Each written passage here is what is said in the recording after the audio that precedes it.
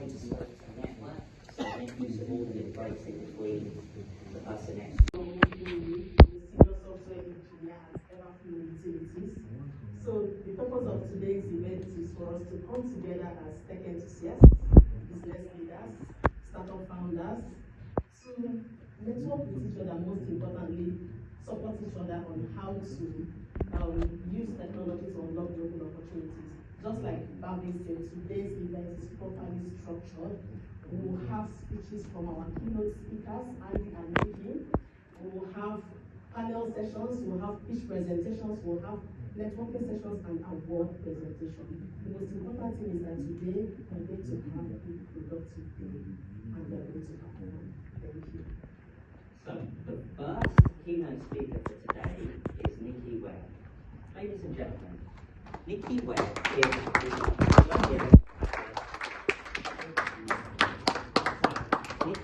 is the Global Channel Director of Custodian 360, which is a managed security service provider. Nikki is also part of the MSSP Cyber House Party Group. Recently, she became an Oxy Cyber Ambassador for Reading, reflecting her commitment to innovation. I'm the Global Channel Manager, as we just discussed. I look after our partners. They have all the security solutions that their customers could ever need. We pull them all together and we provide them. And then the team that sit behind me, they provide a managed service behind it. There's a few other things that I do. I'm the UK ambassador for a charity called Cyber Outline. My good friend Katya back there is one of the volunteers there. We look after individuals that are victims of cybercrime in the UK, from the age of 13 upwards. Great organisation. If you're looking to get sort of something in your CV for volunteering, we're always looking for volunteers as responders. I also co-founded an initiative called the Cyber House Party. It was a good excuse during lockdown for us to get together and DJ online, have a few beers. It's kind of grown as we came out of lockdown. Conferences started to come to us, and we now do them, all across the country. Great networking events if you get a chance to come to one. A lot of my work around mentoring came from a company called Caps Lock. Has anybody here done the Caps Lock boot camp at all? Great initiative to get involved with, and you don't actually have to do the boot camp to come into the mentoring program. So I'm one of their lead mentors. I take groups, tutor groups of 12 people, and I help them with things like their CV, their positioning, raising their personal branding, and helping with operational job interviews, and things like that. And I absolutely love it. Let's look a little bit about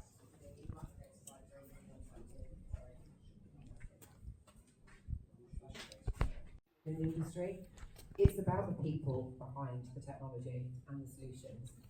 You know, if you walk into any security team, you can have a real varied, broad, varied spectrum of people within that team. Each of them play a really important role though within that security team. When there's an incident, like for example me, I'm one of those panickers. You know, the slightest thing goes wrong, the house is on fire, I run around screaming, the kids run for cover. I would be no good in instant response. I would be everybody's worst nightmare. So, but you do need those people that are constantly on high alert and worrying about stuff all the time. But you need the other end of the spectrum as well. You need people that stay really calm. One of the big things that I do a lot of work with, I suppose, in cybersecurity is mental health. I do a lot of workshops, I do a lot of talks on it. Our security teams, has anybody here been involved in a quite intense incident at work involving technology or cybersecurity? So we saw it a lot during lockdown, and we've seen it. Most recently, we've seen it at CrowdStrike. A really good friend of mine was in their instant response team with the big blue screen thing last year. They worked intensely for nearly a week. They had no breaks. They didn't see their family. They didn't go home. They were literally focused on that. The upshot of that is his team have lost 50% of them since last year. 3 are signed off long term on mental health. My friend himself has left the company because he was so disillusioned with the lack of support that he had from his company afterwards. What they've been through was huge. My friend was contacted through LinkedIn and abused by journalists and by members of the public. They threatened his family, they threatened his children. They found his address, they basically doxed him. They found his address. there was no support for him at all. So I'm a huge advocate for mental health and it actually being taken seriously and not just being a buzzword. It's not something that we just want to see a tick on a company's website. Actually proactively look after your tech teams and your security teams. They're important.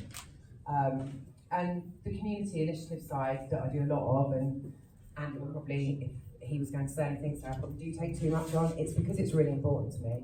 I don't want to see anybody in this room leave the industry because they don't feel supported, they don't have their own sort of network around them. And that's kind of, I think, why, I hope it's right, I was asked to speak today, because networking isn't something that ever came easily to me. It made me feel physically sick. I didn't like it. I didn't like talking to people. I felt that everybody was looking at me and I felt really uncomfortable. It's not something that I still overly enjoy, like coming here today. I felt sick the whole way here on the train, so I had to talk to all of you. Now I'm here, it's fine, and I'm doing it, and it's fine, but yeah, I wouldn't say it's my comfort zone, but I'm making myself do it, because if it means that just one person in this room leaves and thinks, do you know what, I can go networking this week, I can go to that women's breakfast, I can go to that lunch, I can do all of those things, because if Nicky can do it, I can do it, then it's worth me standing here doing it. And I think the other thing really about my journey, I've had to learn to adapt. I'm very much, if I'm doing something, I'm focused. I'm on one road and that's it. That's not the way cybersecurity works. It really isn't. You're literally throwing curveballs all the time. So whereas sort of 5 years ago I would have had a meltdown over it, now I just roll with it. And if it means that I have to go and do something else and come back to that and give us some extra time tonight, then that's what I'll do.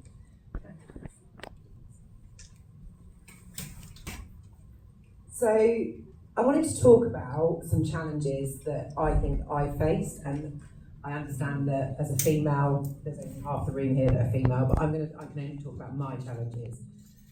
I think we have a lot of emphasis put on women's groups and cybersecurity. I'm not a huge fan of it because I think it segregates us.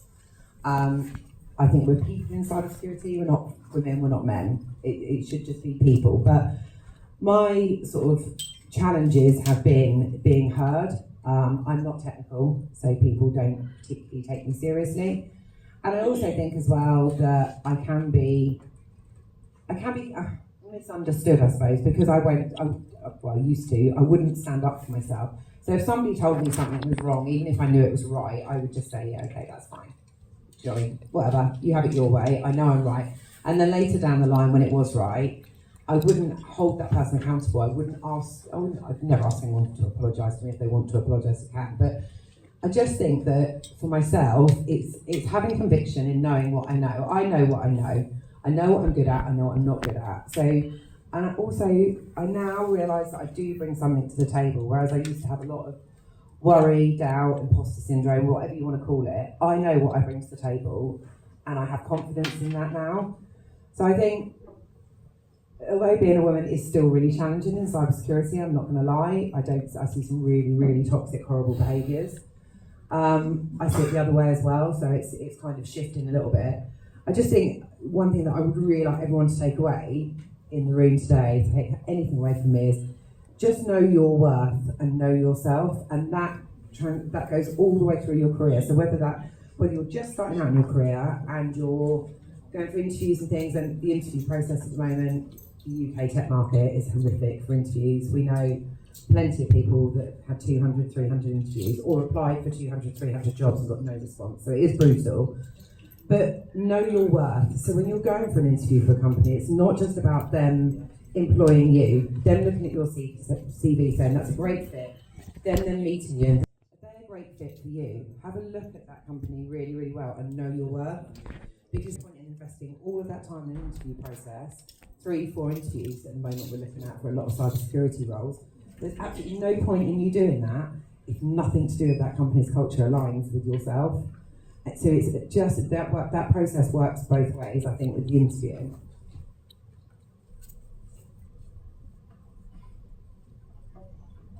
So this isn't something that I have loads of expertise in, so I'm not going to pretend to. However, working with Caps Lock, we have a lot of our nationals that come to Caps Lock, do the boot camp, and then we have an accelerator program that gets them into the industry.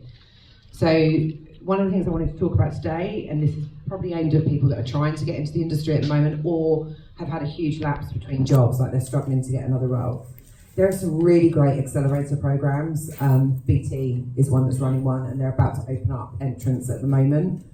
I think it's really important to have a look around. SANS is another one. There's another slide in a minute which has got lots of different initiatives listed on it.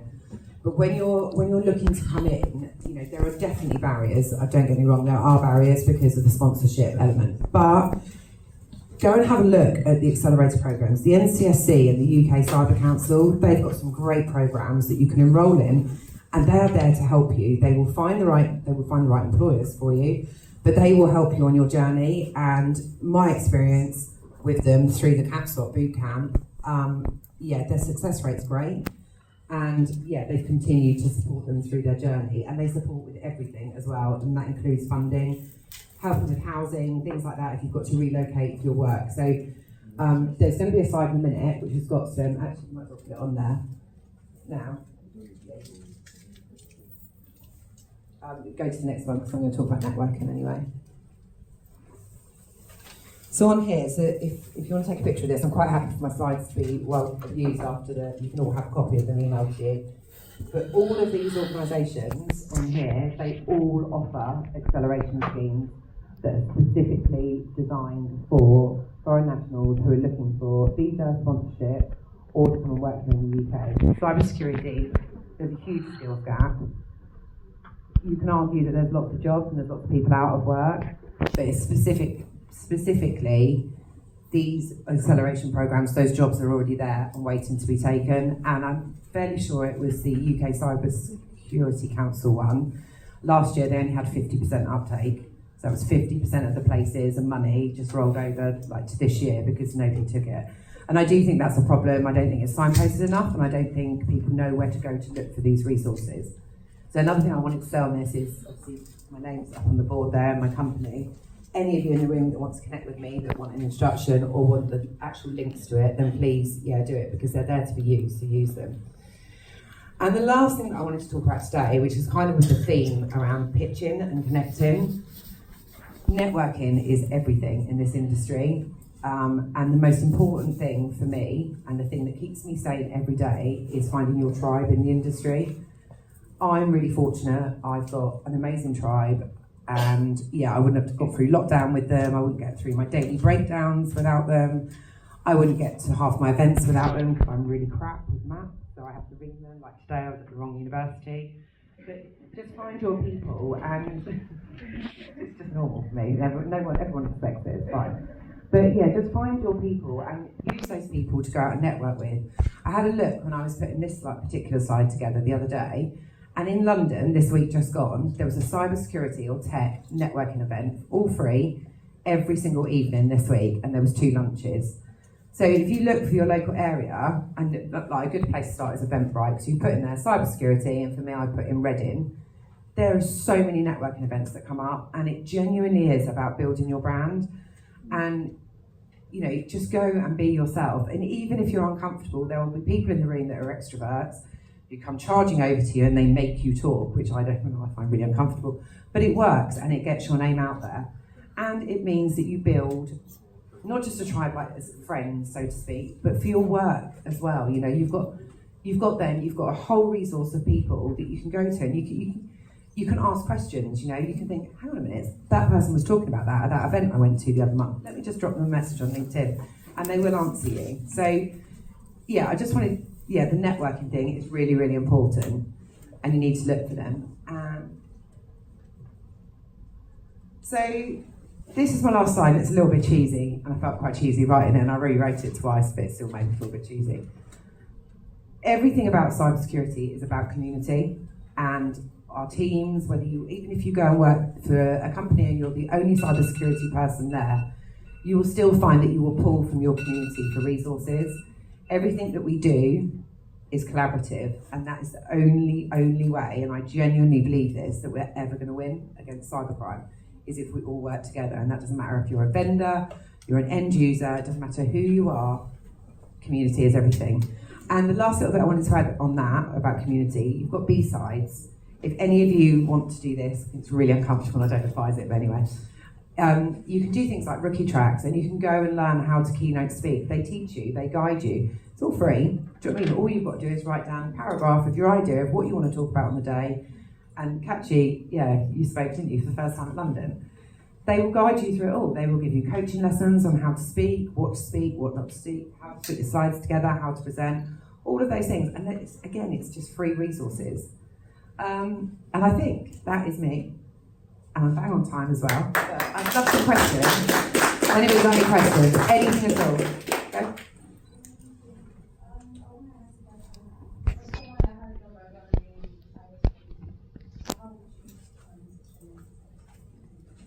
I don't have any background in cybersecurity at all. Mine was very much luck. Yeah, luck. And maybe a bit of blagging. Networking. And genuinely, I mean, have you done any courses at all? No, networking, have a look at Caps Lock. We're just releasing it the 1st of April. The next lot of funded places come out, so you can apply for that. The BT scheme that I said about, they also do a newcomer, like new people that have no background at all in cybersecurity. They take you on, they pay for it, you do an intensive 6-month boot camp.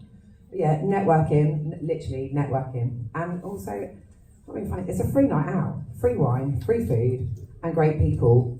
Do you know what I mean? Can I add to that one? Yeah. Because I've got some information. The cybersecurity, there's BAE system. They're actually running something called Cybersecurity Basics. And so you get accredited after doing, and it's all free. They're doing that in conjunction with Lancaster University and Manchester University. So if you Google that, I have some information anyway. I'm actually one of the speakers. So you can have that information from me. Thank you. Fantastic. What I'll do is I will get that information from you. I'm Donna Chara. And then if anybody connects on LinkedIn, I'll add that to the list of links that I've got to send you. Yeah, so I have, thank you so much for the presentation. So I have a few months background on information security in Nigeria, in Africa. And coming to the UK, I went to the university, I did my master's, and along the line I took the ISO 27001 certification, and then I did just a few projects with a few people and all of that. But we had to get into core cybersecurity in the UK. So how do I break it? I already have a certification. I have the ISO 27001 certification. Just want to break it. How do I? It's a tough one, and it's like what I said. Firstly, building your personal brand. Right, I don't care what anyone says, as much as it's uncomfortable, and I said earlier, I don't find it comfortable. Get yourself out there, networking, start blogging. You know, you already know your stuff, you just said that. Start blogging about it, write, you know, it's not writing stories, but talk about things that you've done. Have a play around with, I don't know, Hack the Box, things like that. Have a play around with those kind of things, and then write yourself almost like, you know, like a module, if you like, of what you've done. And keep posting that on LinkedIn. And then while you're posting that, the people that you're meeting at networking, start tagging them in it. And suddenly your name becomes the top of everybody's algorithm. And then if you've got your open to work banner on your LinkedIn, in your bio at the top, really sell yourself. Do you know what I mean? You've got I think it's 200 words there at the top of your LinkedIn, underneath your name. Yeah, that is your brand there. Really sell yourself. Say what you're looking for. Don't say what you're not looking for, because that's big. But yeah, say what you're looking for. And the other great thing as well, and I do believe this, is like on your CV, nothing looks better than volunteering your time. And that doesn't have to be like as committed as Cyber Helpline like us. It can be anything. Go and volunteer at a B-Sides. Go and volunteer at any of the community events, yeah, and put that on your CV, because it shows that you're serious about community, you're serious about the industry, you care about the industry. But yeah, just network and network and network. And I'm going to say something really controversial. I'm not going to look at Andy, who's my boss, while I say it. Certifications are great, but they're not everything. And I think you have to be really careful as well about where you go for those certifications. I mean, we're probably all the same. I get 300 easy LinkedIn in my spam on LinkedIn every single month saying, right, pay me £250 and we'll give you a certification. We'll give you your CISP. It's really dangerous, because you can probably all tell, like me being near anything to do with touching buttons around cybersecurity would be a really bad idea. But if I've got my CISP on my CV and my LinkedIn, that's what people are seeing. So certifications are important, And it's fine if that's what you want to do, but they're not the be all and end all. And I know plenty of people that are in the industry that have absolutely no certifications and are sitting at CISO at some of the biggest companies in London. So they're not everything. They're good to have, they're nice to have, and it's amazing that you've worked that hard and well done. But now's the time to sell yourself, and I genuinely believe that that is with networking. Okay, when you were talking, you talked about that, how you overcame imposter syndrome. This is something I struggle with a lot. So can you share tips on how you do that, especially in the workspace? Can I say wine? No? Don't know. I haven't. I mean, I'm stood here, I'm shaking. You probably noticed the whole time. I'm crossing my legs because I really need a nervous wee, and my hands are really sweaty. So good luck to who's got the mic next. No, I don't think you do. I think imposter syndrome, I think it can be really debilitating as well, because once you start thinking, it's like a worm in a rotten apple. Once the worm's gone in, that tiny little hole just spreads, doesn't it, the rot? And I think I have to be really careful when I'm doing anything. I don't do a lot of speaking. I'll only speak at something if it's something that I'm really passionate about and I believe in. But I think when you're, and it's not just with speaking, public speaking, it can be with everything. I can start a blog and I can have this really good idea and I can start writing it, and then suddenly I'm like, I shouldn't be writing about this. I'm not qualified to write about this. I don't know enough to write about this. And then I go down a rabbit hole. I'll go the other way where I'll go and research it because I don't think I know it well enough. And then before I know where I am, it's 6 hours down the line and I know this subject inside and out. So I think with imposter syndrome, I think a lot of people use the words, imposter syndrome, but sometimes I don't think it necessarily is that. It's just that we don't have confidence in ourselves. And I think we all have days where we lack confidence. And I just think it's just about, again, it's back to knowing your worth and knowing who you are. Do you know what I mean? And just own it. And what's the worst that's going to happen? You lot aren't going to clap for me, or you're going to laugh at me, which we've done both, so we're good. So yeah, I think it's, a sense of humour is essential, and I've got a sense of humour, especially around myself. But I think just know your worth. You know that you've earned your place up here. Do you know what I mean? You know that. And you don't even need me to tell you that. You've just got to keep telling yourself that and believe in it. And it's like the lady at the back there with the certifications. You've done all that. You've done that really hard work, and that's awesome. I couldn't do it. So know your worth and sell yourself. That's what you need to do. Any more questions before I go and drink wine and get over my sweaty hands and have my nervous wee? No? Well, thank you all for having me, and I hope you all have a great day.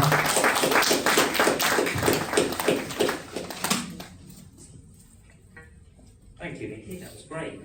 That's the first time I've ever heard cybersecurity with a mix of personal development topics. So, knowing your worth. She also mentioned one of my favourite topics, which is to do with values and knowing and matching your values with whenever you're applying for jobs or careers, but also with business partnerships as well. That one jigsaw piece often gets overlooked. So, thank you for that. Oliver? We've got now the second keynote speaker. Oh, we haven't. So, now we've got the first panel session this afternoon. There's 3 or 4 today. The nature is, as you can see, there's some seats here. We've got one moderator. They're the ones that are going to ask the questions, and then the guests are on the lucky side of those questions. And then we're even luckier to hear some incredible kind of tips and share some expertise. So make some mental notes, maybe use your phone, because we're going to have a little bit of scope for Q&A as well. So let's everyone welcome the moderator and the guest to the stage.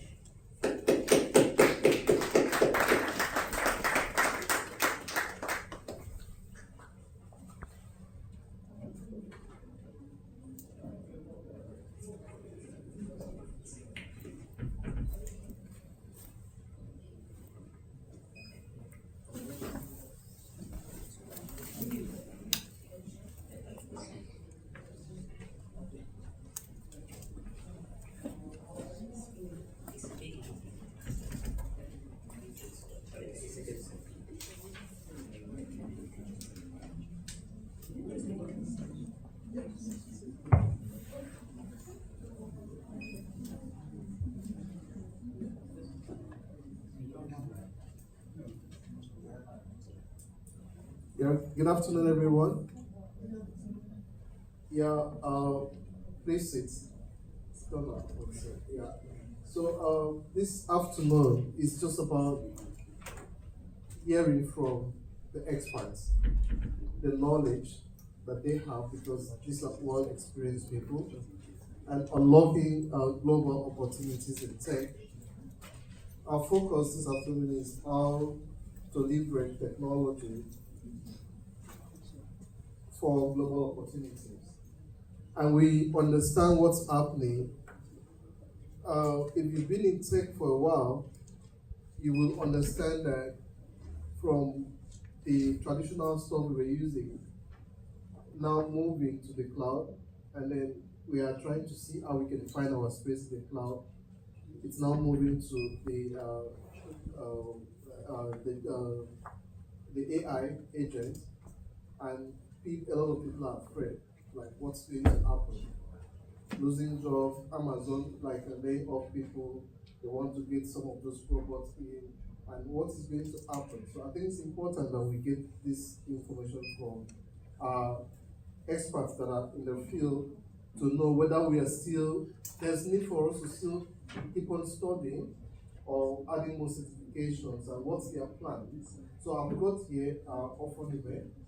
Ofonime is an expert in managing people and human resources, and then also I've got Donna, who's an expert working with the third sector, working with the public sector. So they will be giving us insights for us to be able to work with them probably in the next few months or years. So yes, it's okay, but I think in the next few months, because we don't know what is going to happen. So quickly, I'll just start with Ofonime. Just to ask you this one, what are the biggest challenges companies face in balancing human capital and automation? Okay, hello everyone. I hope everyone can hear me. Can you hear me?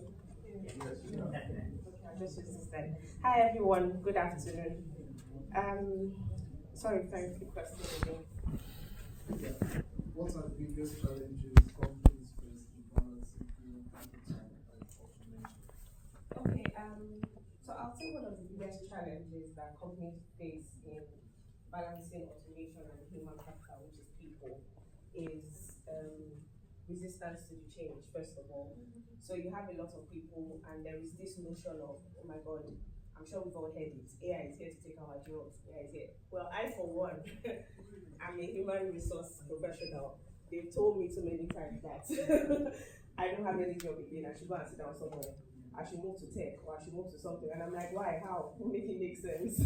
So you have that fear of AI is here to take our jobs, and because of that, there's a huge resistance from employees. So you find where there's the introduction of automation, people are resistant to change, we don't want to do it, we don't want to do anything that will make our lives simple just because of this fear. There's also the fear of cost. So if you're looking at the paradigm shift, the way the world is changing, and you have to go with the tide, everyone is shifting towards automation, everyone is shifting towards AI.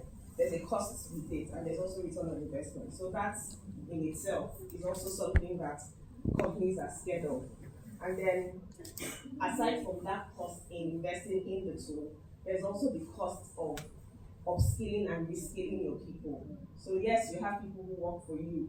You also have to go back to the drawing board to upskill them or invest in the skills that they have. So continuous learning is also one of the challenges. Yeah. In my own local sense, when I will be hearing of AI will come and take over your role, I'm always thinking of putting some wrong codes, such that even AI will find it very difficult to correct the code.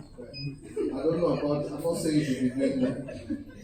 So, Donna, I'll talk to you.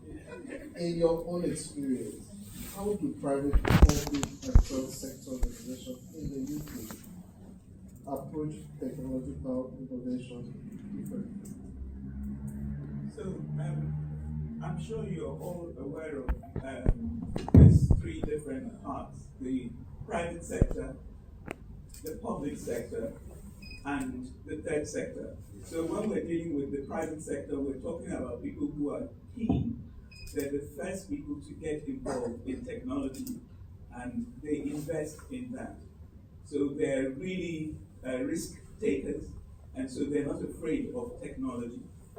The private sector, the public sector, on the other hand, are very cautious because they have to think about ethical concerns, whether there is resources, money available for this new technology, how much it's going to cost. And I'm talking about NHS, for instance. They'll be thinking, oh, how are we going to do this? This is going to cost a lot of money. And so that's the problem with the public sector. Also, you also have, when you want to change, like schools, like universities now, I was coming up the list and it was taking forever, and I was saying, gosh, with all this technology, this should be. And then one of the staff mentioned that there was the issue of resources and money. So you need investment in doing this, so it takes time. Local authorities, also another public sector area. In that, it's very slow because you have to go through the central government and you have to go to the local authorities, need permission, bureaucracy becomes the thing that slows innovation and implementation of these tools. And then finally you have the third sector, which is usually non-profit charities, SMEs, social enterprises, and all these. That in itself is innovation comes from having limited resources because they often don't have enough money. And so they have, because of that limitation, they know they have to compete in the world where people are fundraising and all that. So they become very creative in the way they go about it. So if you go into the third sector, you have different ways. People have different ways of using technology to get into that. Yeah, I will just come back to very important question. With remote and hybrid work becoming the norm, how has workplace culture in the UK tech industry evolved, and what are the best practices for customer integration? Okay, I'll say workplace, how has the workplace evolved with tech? I think even before tech came, or I won't say before tech, but you guys will have my head. I'll say even from the get-go, COVID has shown us that we can work remotely. So the workplace has evolved so much that there is flexibility and autonomous working. So you don't always have to be in the office to get work done. Part of the evolution of the workspace is I don't necessarily have to do 9 to 5 to get my hours in. So we move from the regular 9 to 5 hours clocking in, maybe clocking, but your regular on detected timing where I have to be in the office for 8, close at 5. We move from that to, oh, you know what, I can actually start my day at 3 p.m. and then close at whatever. So that is part of the evolution of work. Another thing is companies have seen that because of this, we don't necessarily have to employ people physically in locations. There's global working. So for instance, in my work, I do a lot of work with people who sit in Philippines, in Mexico, and what have you not. And we collaborate, whether you like it or not, and work gets done. So there's a lot of global networking. And if you talk about networking, you get that a lot thanks to the evolution of work. In terms of now putting that together for collaboration, there are too many tools, and I would smile and say thank you to all of you sitting in this room because we have too many collaborative tools. So there is Zoom, Teams, what have you not. We have the project management tools for real-time working together where you have Trello and what have you not. Nowadays, I did my onboarding remotely. I didn't get into the office at all. I had a body set up for me, and I haven't seen the person, but we chat as though we know each other for donkey years. Mental health is also extremely important where you see companies prioritizing on mental health, virtual mental health.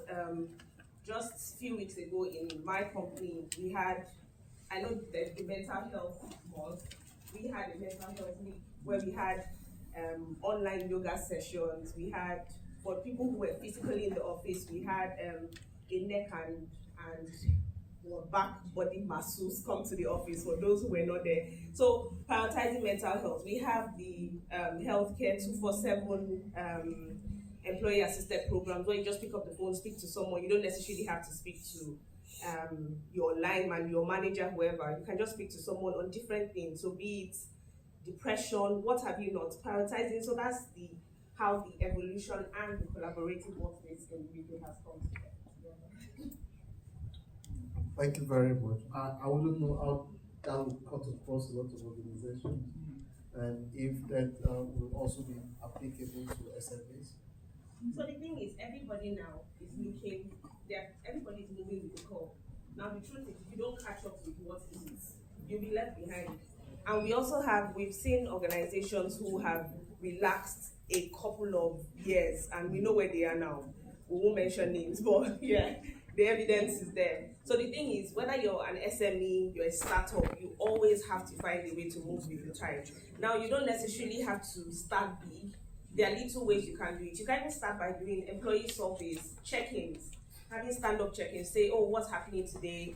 There's this little drawing I have when I want to do check-in with my teams, and it's actually very, very beautiful. It's a drawing of people positioned in different ways. So someone lying on the floor, someone sitting on the tree. So half of the time we send it to them, say, how are you feeling? Where do you think you are? And someone is just there on the floor. Why are you there? I don't feel like working this week. It is what it is. And the truth is, you take it like that. So you don't necessarily have to, a Diageo, a Guinness is doing this massive thing. Oh, I'm an SME because I need to make sure that my employees are well taken care of. You will break. So start small. There are different ways to start small to make sure that everyone is carried along. Thank you so much. As IT people, you just need to listen. You have your KPI. And you know when that comes up, your performance, you don't have to pass through the other way, and then this mental health issue will have to come up. Yeah, those are this one I have for you. Considering the private and the public sector, what are the biggest barriers preventing seamless collaboration between these sectors in the tech ecosystem? As I said, the private sector is more interested in tech that would generate high revenues for them, and so they take risk and they invest in it. When you look at it, you compare it to the public sector. The local government, for instance, would have to think about the cost of that. And so when they collaborate, it's very difficult. The private sector are always very anxious, to implement things using new technology, but the bureaucracy actually slows things down. So you could see the difference there.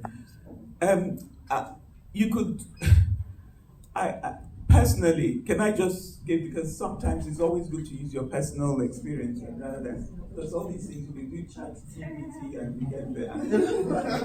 sorry, but that's technology for you. Now, I went to an event yesterday to get the Nigerian diaspora to start investing in Nigeria. And we had governors from Bauchi State and Kaduna. I've got their details here, and you're quite happy to come and get the governor's thing.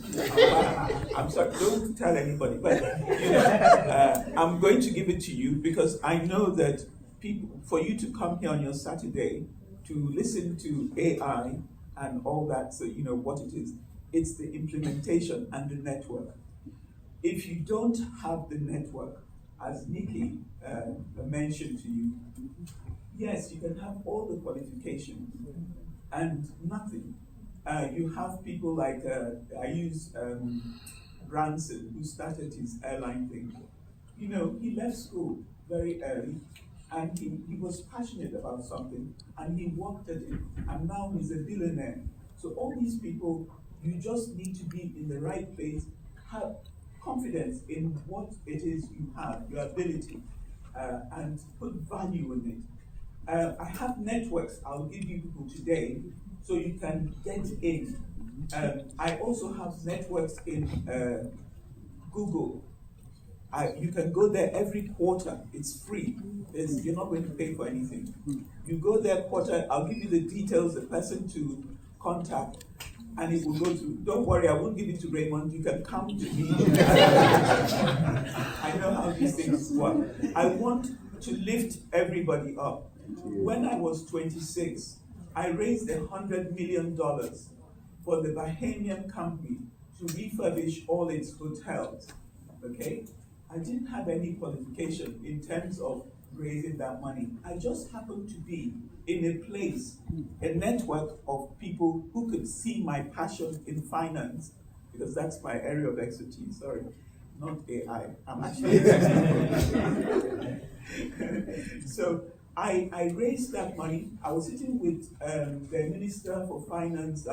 They were talking about letters of credit and all whatnot. I hadn't a clue. I just finished university, and there I was in this sort of a place. But my friend believed in me because he could see my passion about, finance and all that, and put me there. And I happened to know a consortium that had that amount of money, and so that is one example. Now, yesterday I was also at that event. There was a Nigerian billionaire, and guess how he started? He told his story. And I've got his number. I've got his card. So you can always come to me and he got up and he told the story. Yeah, she's just joking. He was homeless in Nigeria and used to sleep he said Ikoyi or Ikeja, the flyover or something. He used to sleep there. And he would talk about how he used to wake at 4:30 to take a shower, because before then the buses would all come and disturb them and all that. So what he did was he found, shawarma or something. Do you all know that? So he found out that this was fast food.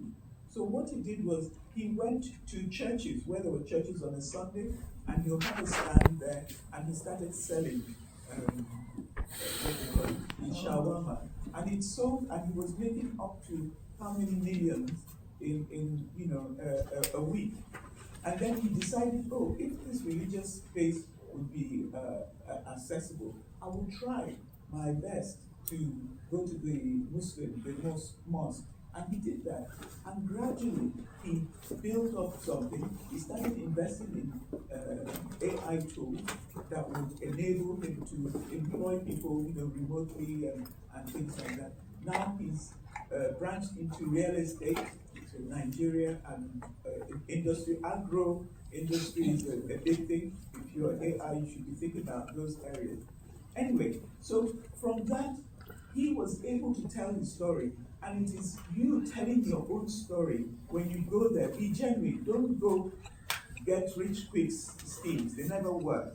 You need something that is sustainable, something that you gain experience, you meet people who really would support you, because there are people out there who are willing to give their expertise and also their money and time to you. So never despair when you're going into something like this, because there's always somebody who will turn your dream and your passion into what you really want. But also remember, you have to give something back. It's no good you taking the information and hiding it. We're very good at doing that, hide the information. What is it? Now with technology, I could just click a button, I'll get the whole information. The only reason is I happen to know the people. I happen to have spoken to them, so I know the people who will be likely to listen to you and get you on your journey. So that's what I want to do. Forget about this speech that I've written here, but I thought this was much more helpful. Thank you so much, John. Thank you. We agree with me that we can end this meeting now and just sit down there and then get all the contacts and do all the things. That we came here and got all the contracts. Because if we sit down here talking, and then deal with nothing, then we actually did not achieve anything. So I would personally say we won't continue this panel again. They are going to talk to, if I leave them, then we'll talk till tomorrow. So I will stop now, and then our subsequent sessions will stop early so that we can sit with Donna and get all the contracts.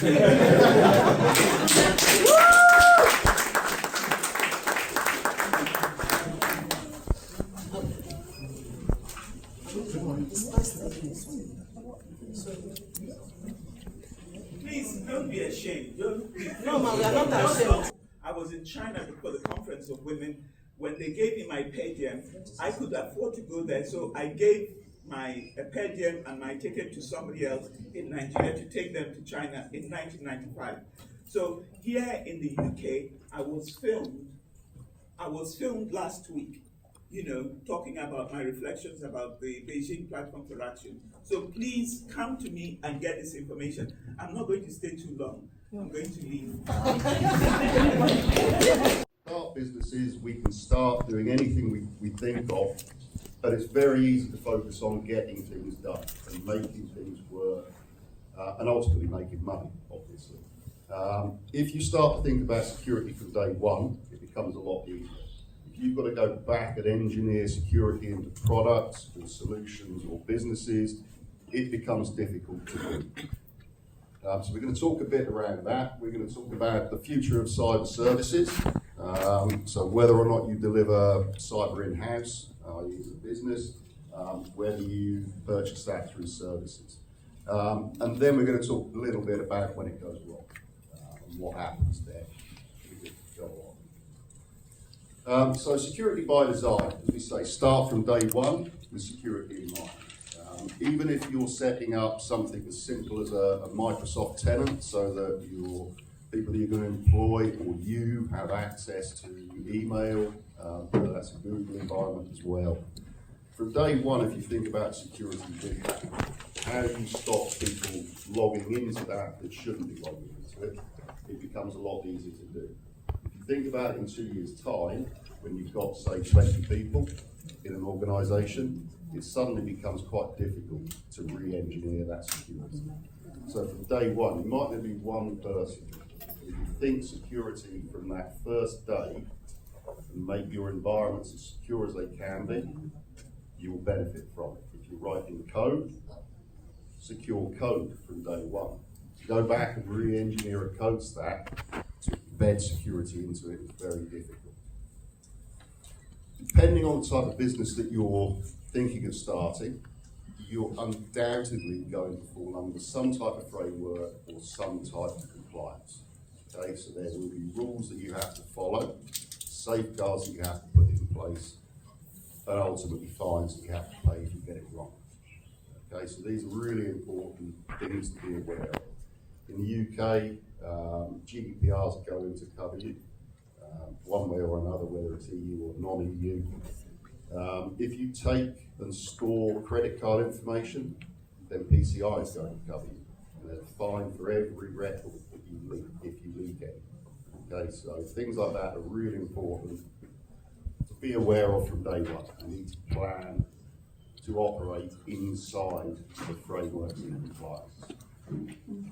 As we say, the sooner you start, the easier it is. If you're thinking about taking credit card payments, you should be thinking about how you're going to operate in compliance with PCI regulations.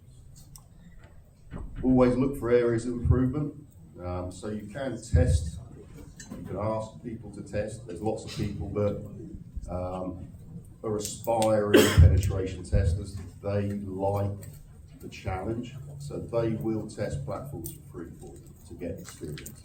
Okay, they may be looking for jobs themselves. You can approach them, they will come in, they will test your platform, test your code base, test any applications, tell you if there's areas that need improvement.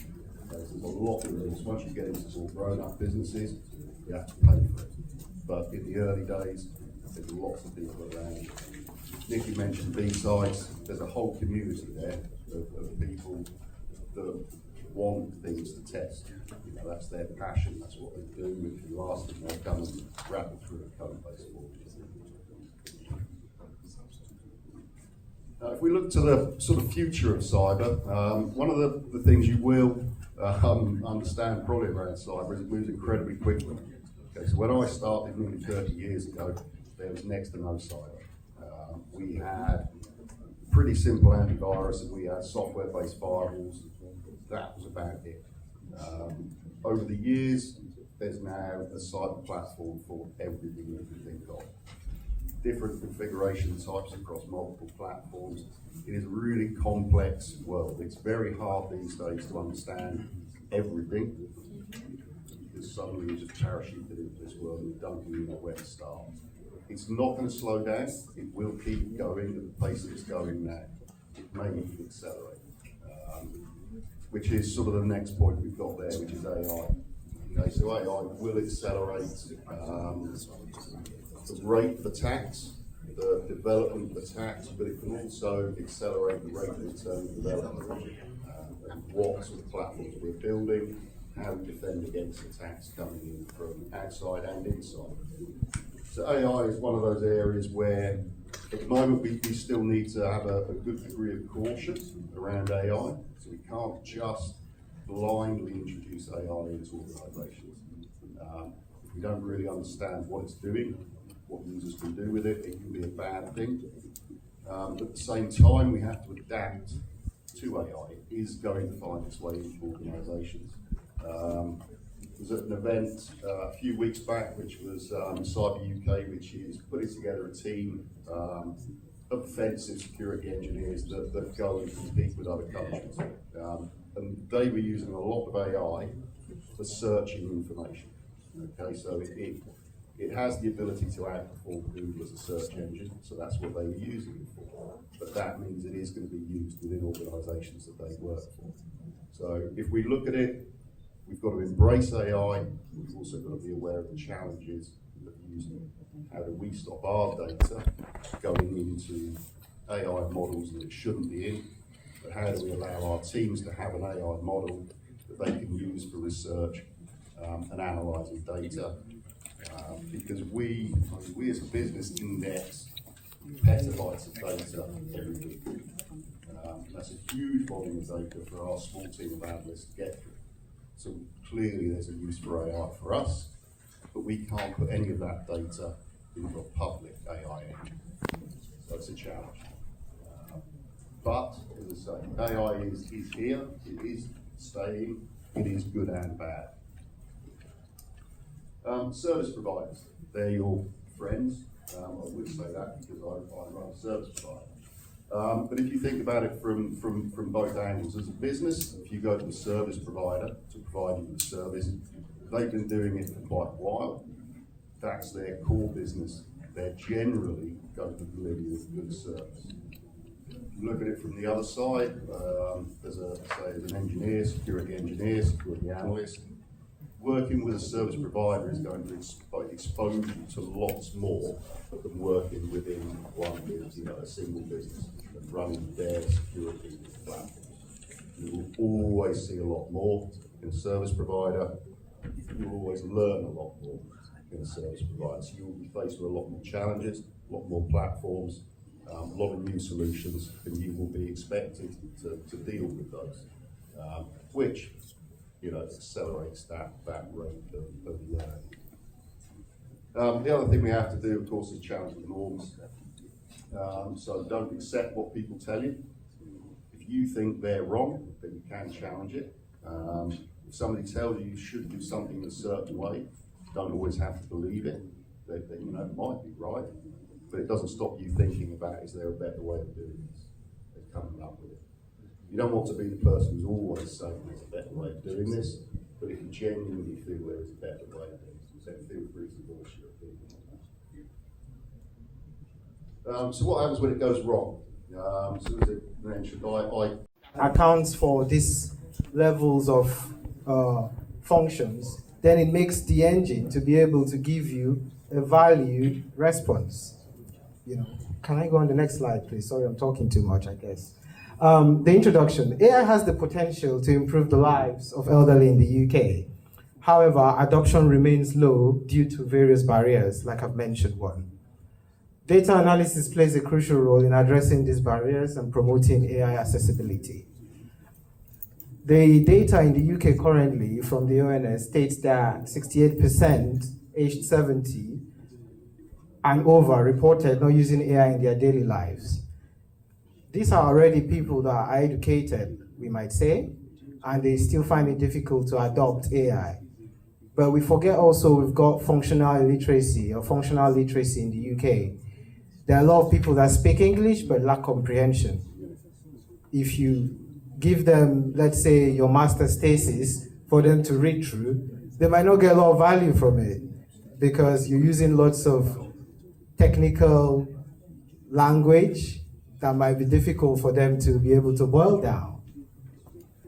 Digital exclusion. Approximately 4.7 million seniors in the UK struggle with basic internet-related activities, just like, managing their accounts, logging in, Wi-Fi connections, troubleshooting. Our cybersecurity guys, they might be very happy to see how people can do man-in-the-middle attack, isn't it? They just spoof into your Wi-Fi connection.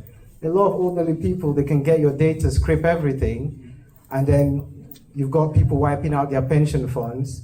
But if you've got capabilities where you could speak to an AI engine and be like, oh, is this Wi-Fi secure for me?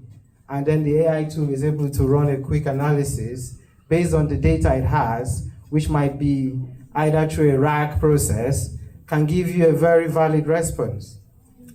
Digital skills. Around 69% of individuals lack sufficient IT skills to access internet safely. This is according to Rural Services Network 2023 research. The perception of AI. A lot of people are scared, I have elderly people I work with, and they're still scared about using things like ChatGPT, Gemini. We've got all these softwares or all these solutions and products, but they all work on different datas. They have different KPIs, what the company wants to drive. So we have to look at how we can get consolidated data, a kind of master data source that has got all this data that is right for purpose. Let's say you wanted to speak with an AI solution that can understand your natural language, it might be Spanish, Portuguese, and you ask it, how am I feeling today in English?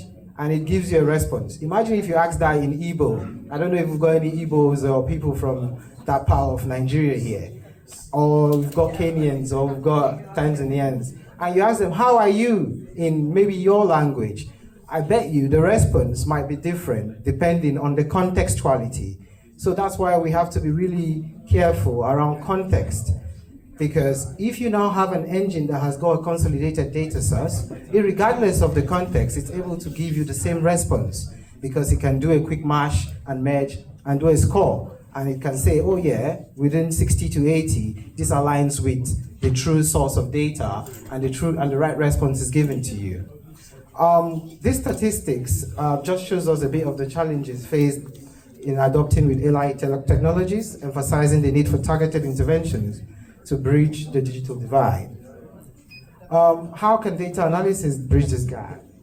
Identify key barriers through data-driven insights, understand behavioral patterns and AI interaction challenges, because the president who don't want to do lots of the work would rely on a model that covers processes, that covers public governance, that understands human interaction, that understands how to give solutions without the bottlenecks that we humans have.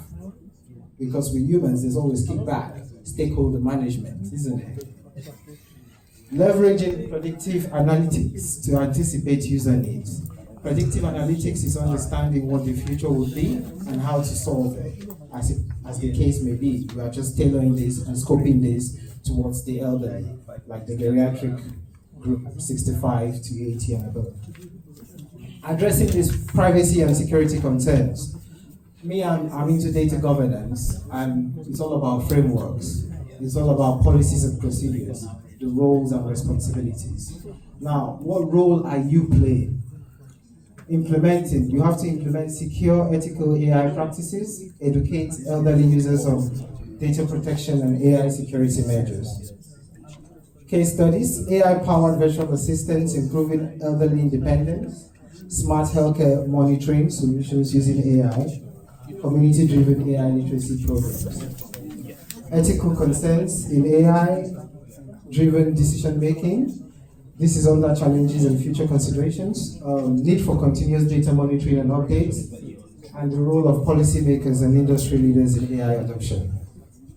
The conclusion, data analysis is all about enhancing AI adoption among the elderly, but we have to first gather the right data from the right people. Need for collaborative efforts between tech developers, policymakers, and the elderly community, encouraging further research and investment in AI accessibility solutions. I'm open for questions and to interact with people that have got other things to discuss in this field or in the sense of it. This is all high level, but I'm looking to boil down things if that's possible. Thank you.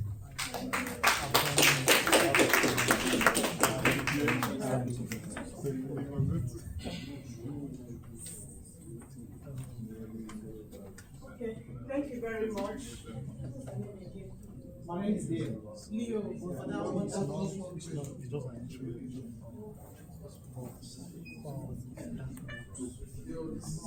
This wonderful presentation, and I want to really thank you for participating. When you're solely looking at the calendar, and my vision for you would be, why are you putting this text in the calendar, which put is not sustainable?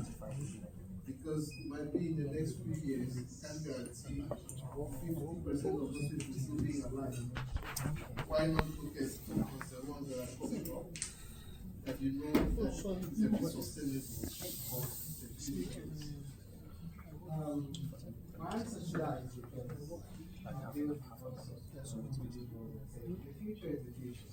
We are all in the future. But we're forgetting the fact that without the past, in terms of having the elderly now have the opportunity to train data and gather that information. Like information gathering stage. If you go 20 years down the line, the people that will require to get this data, like you mentioned, no. If you said in terms of language preservation, most people give birth to their kids in this country, and their kids don't understand the country language. If you do not bring someone from your home, from a grandfather or a grandmother, someone that understood the language, that understands interaction, how does AI work? You have to interact with it. And if you don't have the time to interact with it now, that means down the line, we're going to be looking for people that can speak codes. We have to look for people that can also speak normal language. And the AI will love that, because if you want to have a conversation now with an AI engine or a chatbot, we're going to be using prompts. And prompts are around keywords, are around, systemic approaches. We need something that you can interact with in a level that is so low level that you get high level results. And that's why I'm focused on the elderly, because my own problem is not because I think the future will have a problem. AI is already solving the problem of the future.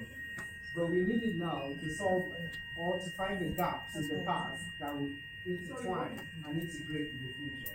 If I start breaking this down a lot, I will talk too much. So I mean that's a paradigm. We have a next slide. Have embraced the networking, but then moving along. I had a good chance to speak to Donna about, like all that networking and so, yeah, we'll definitely keep the network after as well, and always be sure to nurture the information as well. That's a big key. Okay. Thank you. So, it's time for the second panel session.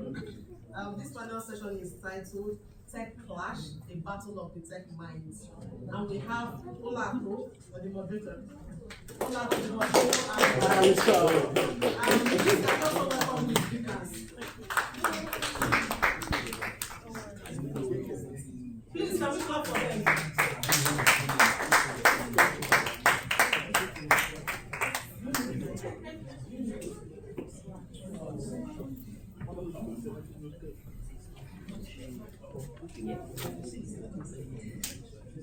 This session is just 25 minutes, then we have 5 minutes for Q&A.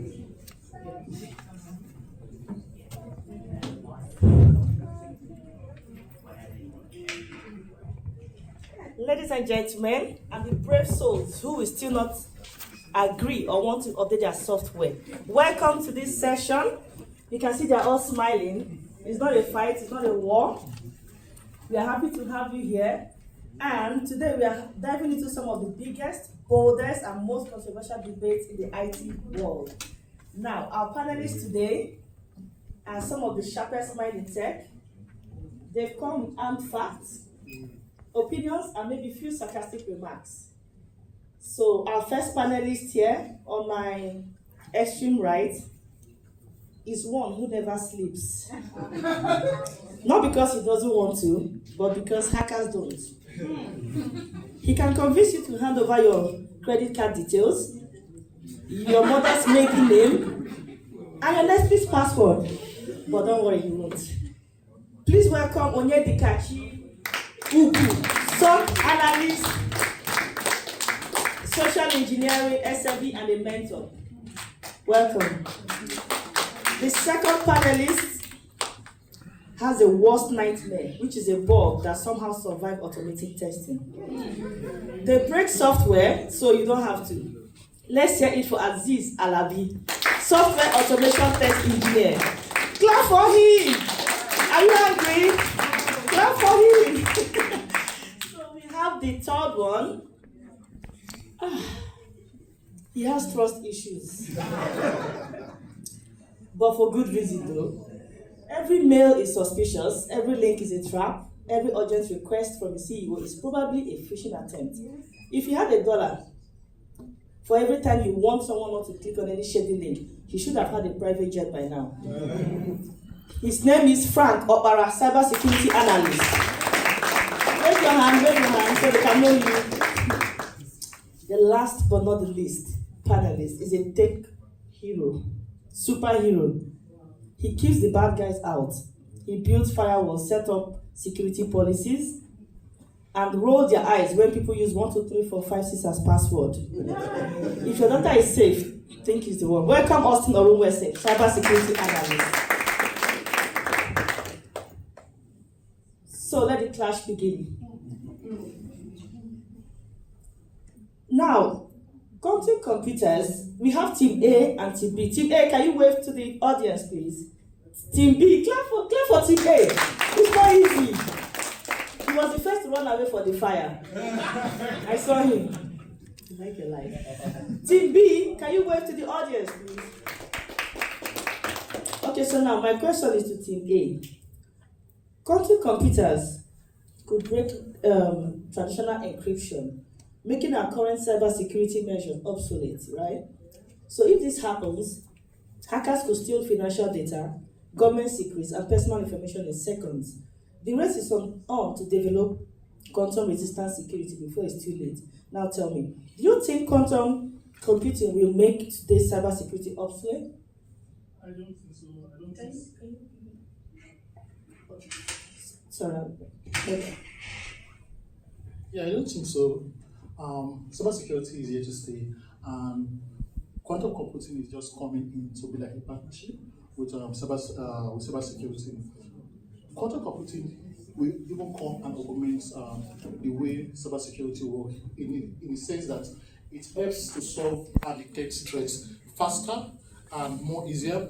Quantum computing cannot take away our jobs or become a threat to cybersecurity as a whole. Just like how AI is in and how AI is kind of augmenting and being in partnership in helping us as cybersecurity professionals to be able to detect threats faster. Same way quantum computing has come also to be in partnership to help us solve problems more better and faster. Thank you very much. Team B, do you agree with him or what do you have to say? I think I agree with him because obviously the world is going to evolve to too many things in the future. So quantum computing is here to assist cybersecurity and every other stuff. So it's more like a supportive part of what cybersecurity is going to be in the future. So yes, I agree with him in that aspect. Can you give a round of applause, please? My question now goes to Team A again. You know how some companies usually rush to launch AI-powered shopping tools before Black Friday? After launch, hackers could exploit vulnerability and expose customer data, putting the country corners of IT can be disastrous. Now, what should come first in an IT project? Speed, security, or quality, and why? Yeah, I think quality should come first in an IT project because when you have to do a lot of stuff and also make sure your system is not vulnerable to attack, there are a couple of things that we do. As a software tester, I use like doing security testing. I make sure the system is vulnerable to cross-site scripting, working on the application, SQL injection, and a couple other things, And also, when we prioritize quality, our products we have lesser bugs, lesser issues, which we then have secure. Our system will be secure by default, But let's, for instance, we have a poor quality product. We have a lot of security breaches, which should be very expensive to fix.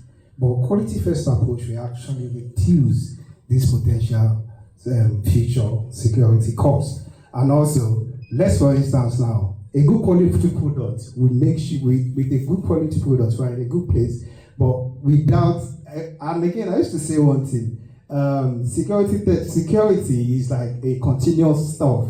It's not something you need to do first, but quality, you need to start from inception. I could do a release now, post-release, I could do security, but post-release, I can't start with quality. It needs to start from inception. So I think, with this case, I think quality should come first, then security follows. I would disagree with that, and here is why.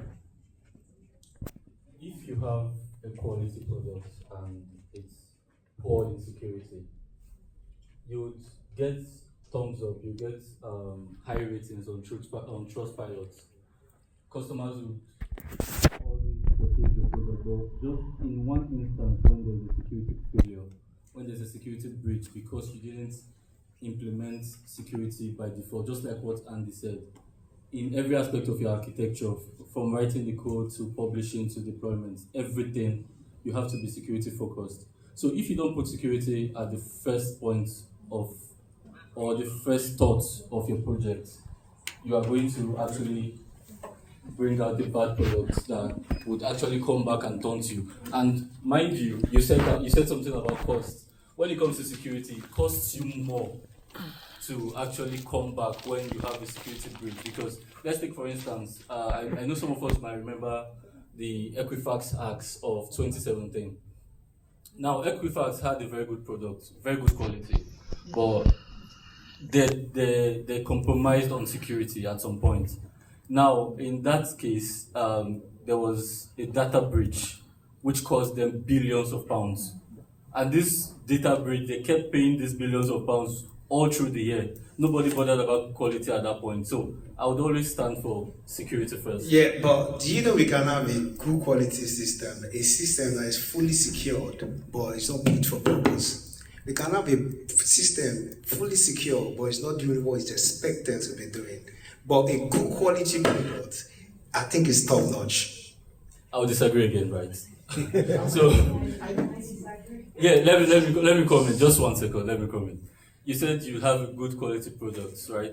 Like I mentioned, Trustpilot. Your customers will give you 3 over 10. Would you rather get a 5 over 10 rating and then lose your reputation? Because when there's a data breach, you lose your reputation. You're not coming out from that. Reputation takes years to build, very long time to build. Yeah, once you go down, you're not coming back. I actually says something about, doing testing and also ensuring quality. When I'm making sure this system is not vulnerable to attack, I'm testing while ensuring quality, making sure I'm prioritizing quality first. It's not that security will not be prioritized, but it should be later. After post-release, we can do security. Yes. Okay. Oh, this is becoming more interesting. Yeah. Security on quality. I mean, but I'll still tell you this. For free. You will build security and quality. Without quality, there is no security. Again, I disagree. So I'll tell you something. Now let's use an example. I'll stick to your time. Let's use an example. Let's take a mobile banking application, right? You can make transfers with a mobile banking application. You can take loan. That's good quality, right? You agree? That's good quality. Now, take for instance, there's a data breach where customers' data are actually intercepted, and then they could log into customers' app to make transfers. Now, your quality would not matter at that point. Your customers have lost trust. You lose all your customers. If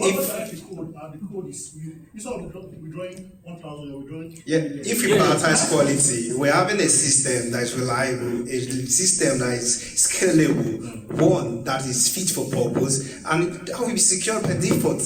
Honestly, no, that's not secure by default. Secure by default definitely from architecture. When you're designing, like I said, we can actually do post-release on security. But imagine I have an app now, and after post-release, then I'm now ensuring security. It should start from inception. But security can be post-release because it's a continuous stuff. Let me tell you one thing. Security is a continuous stuff. I can do like security updates after my release, but I can't do. Sorry, I'll be cutting you short now. We can continue that during break. As you can see, I'm hungry. So, do you know how far I ran for that fire? We have to do it. So we have another question. This is Team A as well. Will AI take over cybersecurity jobs, or will there always be need for human experts? Team A. I will say this: AI cannot take over our job. It can only probably make our job more better. So let me just give a simple scenario. We always have this our spam mail. Sometimes someone will send you a genuine mail. It goes into spam because of AI. That is false positive. I don't know if you people that into cybersecurity, we have false positive, we have true positive. So you still have to have this human involvement in cybersecurity. Yes, I have a system, our SOC platform that we use to work. So many times you have so many AI satisfied this as safe, but the IP is malicious. Did you know it is malicious? So if you classify that as safe and the user click on that, there will be so many things going on in that, so many ransomware, so many malicious activity going on in that organization. So we still need that human input. We still need to review it. AI is not perfect. AI cannot take over our job. It can never take over our job. We develop AI. AI is here to stay. They are our children. So they can never be wow. This is interesting. Team B, do you agree with him? What do you have to say? I think I'm going to agree with him on that aspect because you agree? Because AI has come to enhance and to make it better, but it cannot necessarily take it away in total because you need, like he said, you need that human input. Obviously, AI cannot do everything by itself. It needs humans to always give you that command to do this and that, and it also has some vulnerability as well. So you need humans as the key factor in that. So AI is not going to take our jobs. Beautiful. I would agree also. I just want to put in something because this is a very tricky topic, right? Let's remember when robotics came out and it was used for mechanical plants, assembly of cars. We all thought that was the end of mechanical engineers and assemblies, but up till now, we still have people working assembly cars. So it's never going to take our jobs. It's just going to make our jobs better. So it's just keep upscaling, especially in cyber security. When you bring more AI solutions, you get more specialists coming out, more specialist roles coming out. So I think it's not going to take our jobs. So I agree too. Now we have another question for you. Between automation and manual testing, which is more reliable? And how can we ever fully replace manual testing? Good question. I know you like to answer that question. I think automation is more reliable because automation is very fast, especially if we are dealing with huge amount of data, and also if we want to run regression testing. And also, I also like the fact that we can run any automated test anytime, even outside of business hours. And one thing I also like to talk about is, automation eliminates human errors. We are prone to errors, I could have lots of test cases, lots of test scenarios to go with, and maybe 1,000, for instance, and at 50, I missed some steps. It can actually impact the product. But with automation, the consistency is top notch. And again, you ask if you can replace manual testing. I'd say no. Sometimes we need this human intuition, this human judgment is needed. But and also, if you want to do exploratory testing, so automation testing any day, anytime. Thank you very much. I would. He said something about automation is top notch and you would not make a mistake. That's totally wrong. And I would point you to the CrowdStrike. I think Nicky Webb, or was it Andy that mentioned about the CrowdStrike blue screen update that happened just a year ago. So what happened then, if you read the RCA, was they did they relied more on automation updates, or automation deployments, pushing their sensor updates straight up. So if they actually focused more on manual testing, by manual testing I mean test the deployments before on test servers, follow due process of change management before you actually implement on production. Even if you're implementing on production, you don't go full scale on critical servers or critical environments. Implement in stages manually first before you actually go full scale on automation. I disagreed because there is no automation without manual. Before I could run any script, I should be able to manually test the application. But you made mention of CrowdStrike. Yeah, they push an automated test updates and they actually impact the system. Are you telling me, even if it's done manually, it won't impact it? A lot of companies push automated updates every day, thousands, millions every day. Microsoft, Google, Netflix push automation testing every day. But because these automated updates are not actually affected, because of the one that are affected, that is impacted, should we rule out the rest? No. If you so remember, automated test works and works very fine. Yeah, I get you. If you remember, like our colleague spoke recently. She said a couple of years ago before IT. Now, many years ago, if you remember, there were a lot of failures. Those things have actually reduced now because of everyone follows the proper frameworks and follows the due process right now to actually implement. So if you follow due process, follow manual testing for each environment, go to manual stages, follow the change management process. Yeah, I disagree again. I have one question for you. If you manually, 1 second please, if the manual testing, when we do stuff manually and we had issues, how are we going to roll back? If we do it automatically, we can roll back and do an hotfix. But with manual testing, it could take you after the session, we'll answer that. After the session. Thank you very much for that. Now, should certifications hold more weight than practical experience in tech roles? I'm very happy Nikki is not here. Because she's my mentor and I'm going against her. So, yes, experience is needed, but I think certification cannot be kicked out. There's a reason why these big industry leaders are still there, the likes of Google certification, Microsoft certification, AWS, CompTIA, they are still there in the market. We pay thousands of pounds for them yearly. It's because it's needed. It's because it's acceptable. People recognize it. Many people use it to gain even that experience that we are talking about today. Yes, we know people always say, you need the experience. But yes, certification certify that you know this. Also, there are some certifications that provide a platform for you to even learn, do some hands-on on it, do some practical work on their platform before you are being satisfied that you have it. Even now, AI is coming in. We are having so many certifications on AI. Okay, what about project management? You, as a project management, you don't go into an office and tell them, I have experience in this. No, you need a certification. Yes, as a project manager, you need a certification. Okay, Team B, do you have anything to say about that? Team B. I wouldn't agree with him because Team B is not an agreement. I wouldn't agree it's because a fight. people could have all the certifications in the world and have no form of knowledge. A whole lot of people could go through a job description, see what's needed, get certifications maybe last week for the job, to apply for the job next week or something. So certification, maybe if you're trying to get an entry role, that could help. But if you let's be honest, you're not going to employ someone who has papers and he doesn't have any form of experience, right? So experience is hands-on, it's the most important thing. You've said something quite important, because as an entry-level person, you don't have the experience, you need the certification. When the HR guys are employing you, take for instance, you just leave school and you come into the market, how do you get the experience with that certification? I like that question, right?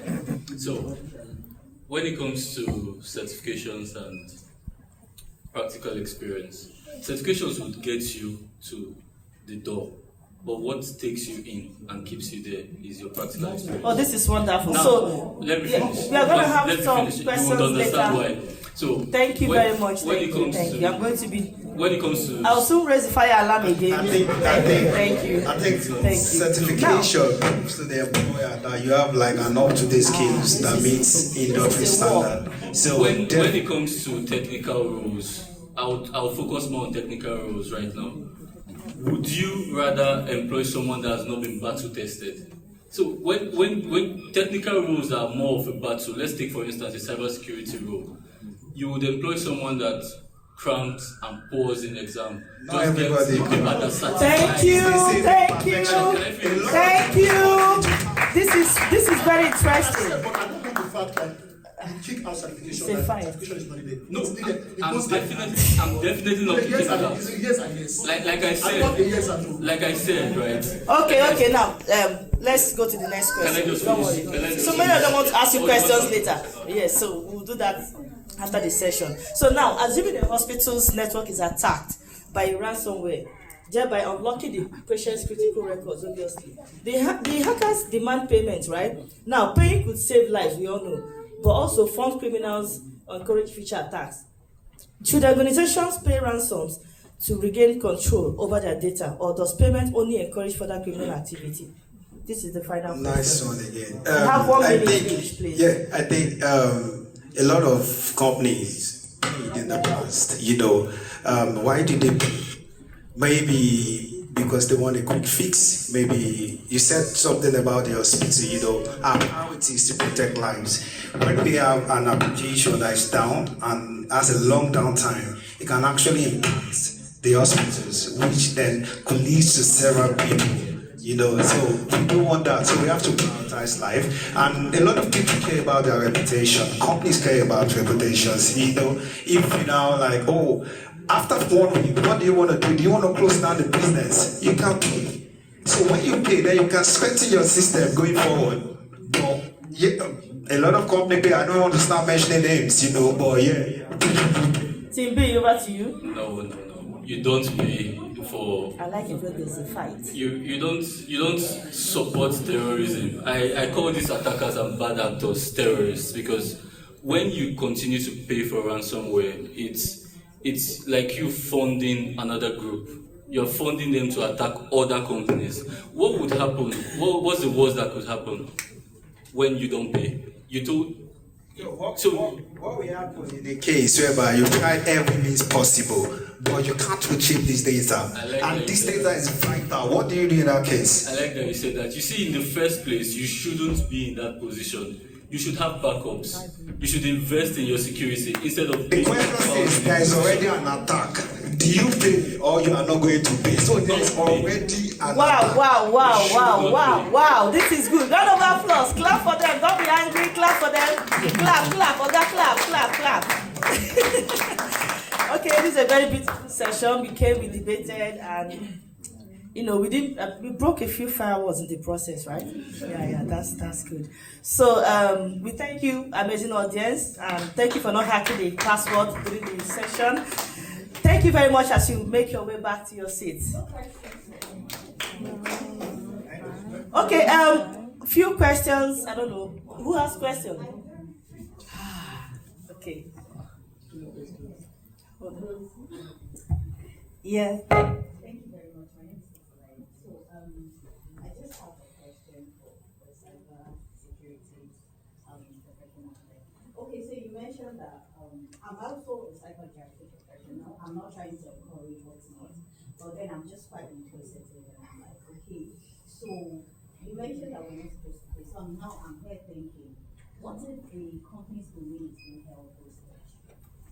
In this situation, what are they supposed to do? Because they need, yes, they should be backup, they should be incident response and all of those things. But now, maybe this might just help in my professional career going forward.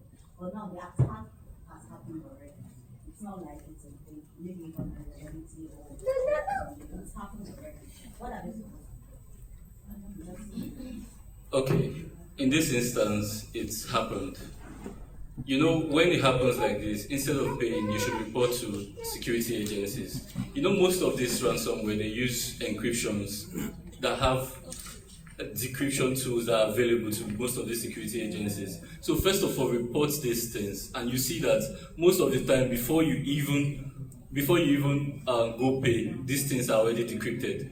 So in the case that you actually pay them, let's just say you pay them, what if you don't get your data back? We've seen many cases. I think there was about 20, I read a report recently, it was about 20% of companies don't get their data back even when they pay. So some of the time they might even give you a decryption tool that's corrupted. You won't be able to use, you can't track the money, it's being paid by crypto. So there's no use paying. If you think about it, there's really no use paying. So what's the need for one? Invest so much on your security. No, there's already an attack. Don't focus on quality, focus on security. That's it. Just one more last question.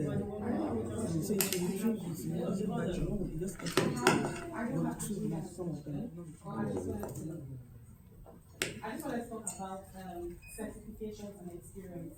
So there's this misconception that maybe certifications to get you into the door. I don't want to say it's a misconception, but I would say that the average immigrant or the average person that immigrated in the last 2 to 5 years probably immigrated to do a master's. If you want to do project management, for example, your master's degree, there are certain project management elements that you can bring out of the master's degree and can evidence to get to a job. So you do not need a Prince 2. I can sleep and wake up and do a Prince 2. You do not need to do a PMP, for example. I'm just saying that this, because you mentioned you need a project management certificate. Your master's certification is a certification. Your master's degree is a certification. It is a certification. There's an experience in it. You learn in it. There's a platform for you to gather experience. I was only saying because the certificate said you cannot use project manager without getting. Thank you very much. But you did something experience. You gather some experience when you are getting certification. That's what I'm trying to say. Thank you very much. Sorry, we're running out of time, and we'll be calling the session to an end now. Thank you very much for your audience. Clap for them as they go back to their seats. Thank you.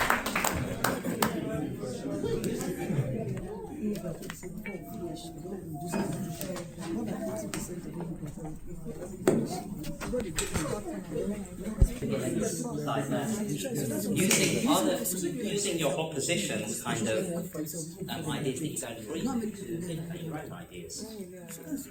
That was very fun. Now, one thing, we forgot to tell you earlier that 5 o'clock, Raymond has ordered some great food for us. So it'd be great for all of us to eat together, continue to network. So you're welcome to still go downstairs at any time you need to use the, doing stuff. And there's a cafe downstairs as well. But it'd be nice for all of us to have whatever Raymond has got lined up for us. We've still got a great afternoon ahead. We've got some more pitch presentations, and I think there's one more panel discussion as well. So the next bit is.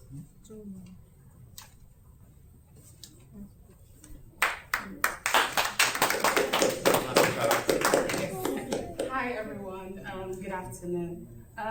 Today, can you go to the intro slide? Sorry. Thank you. I want to talk about overcoming the work experience challenge in the UK tech industry. Earlier on, when I tried to do the input, I talked about people migrating in the last 2 to 5 years. And currently there's a very big issue with actually getting work experience in the UK, especially for these migrants. We have cases of people not having UK experience, companies having one thing or the other to say to these people that are trying to apply for jobs, even when some of them are professionals from wherever they immigrated from.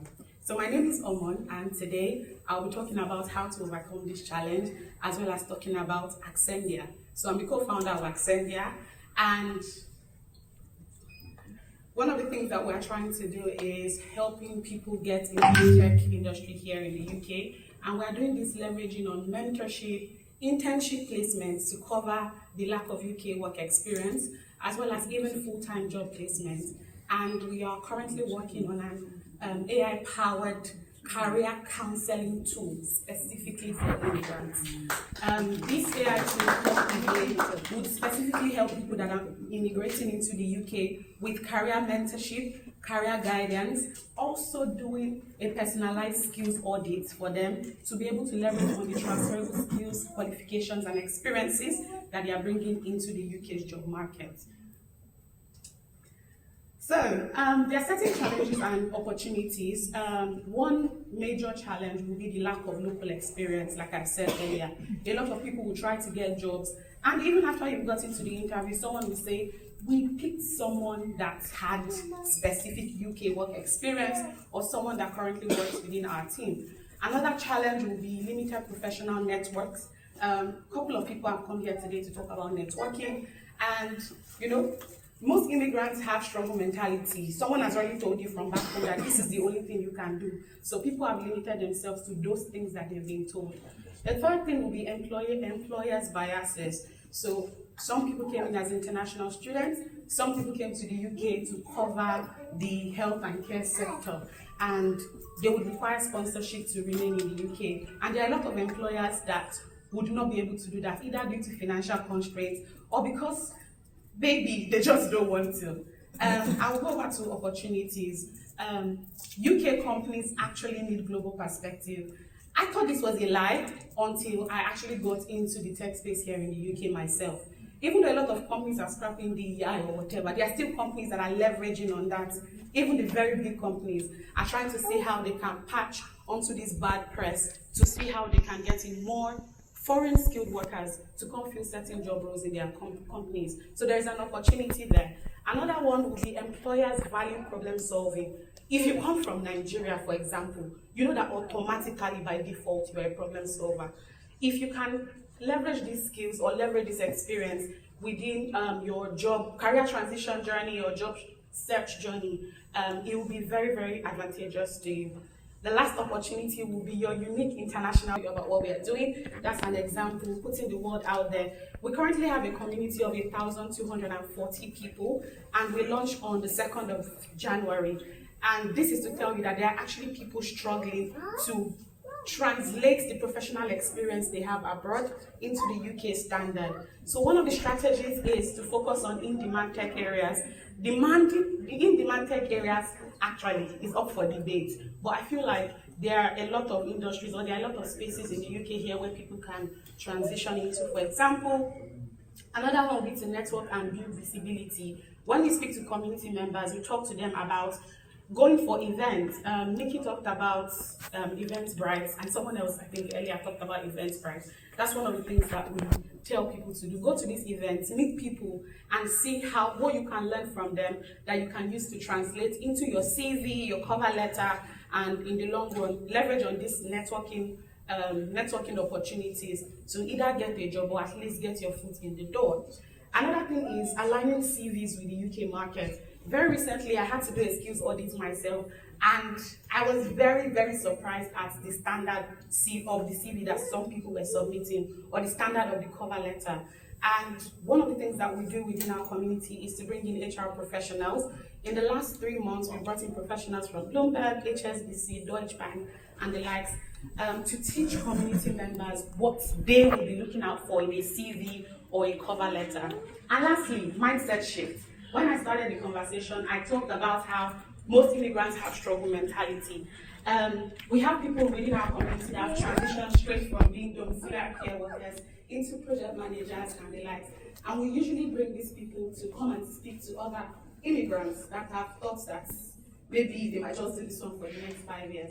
It's very important that we shift the mindset of people to know that there's an actual gap in the UK job market and they can fill it if they want to. Thank you.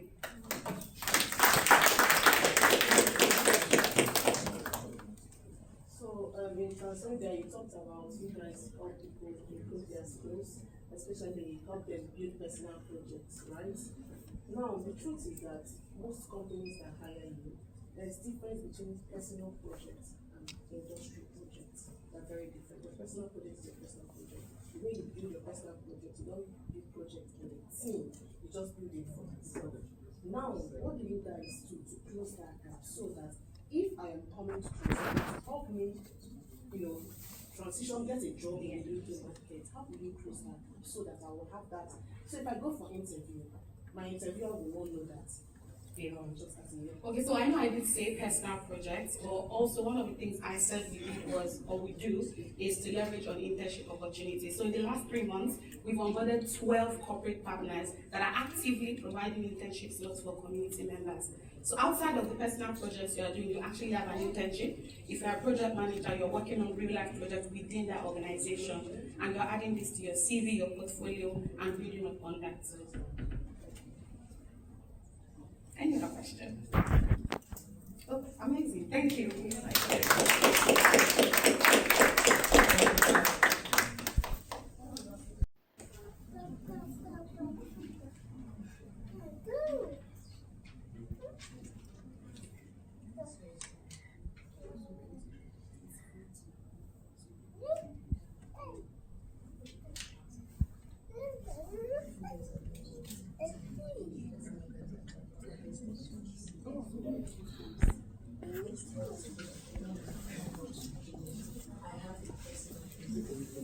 I've had a great time in this tech event.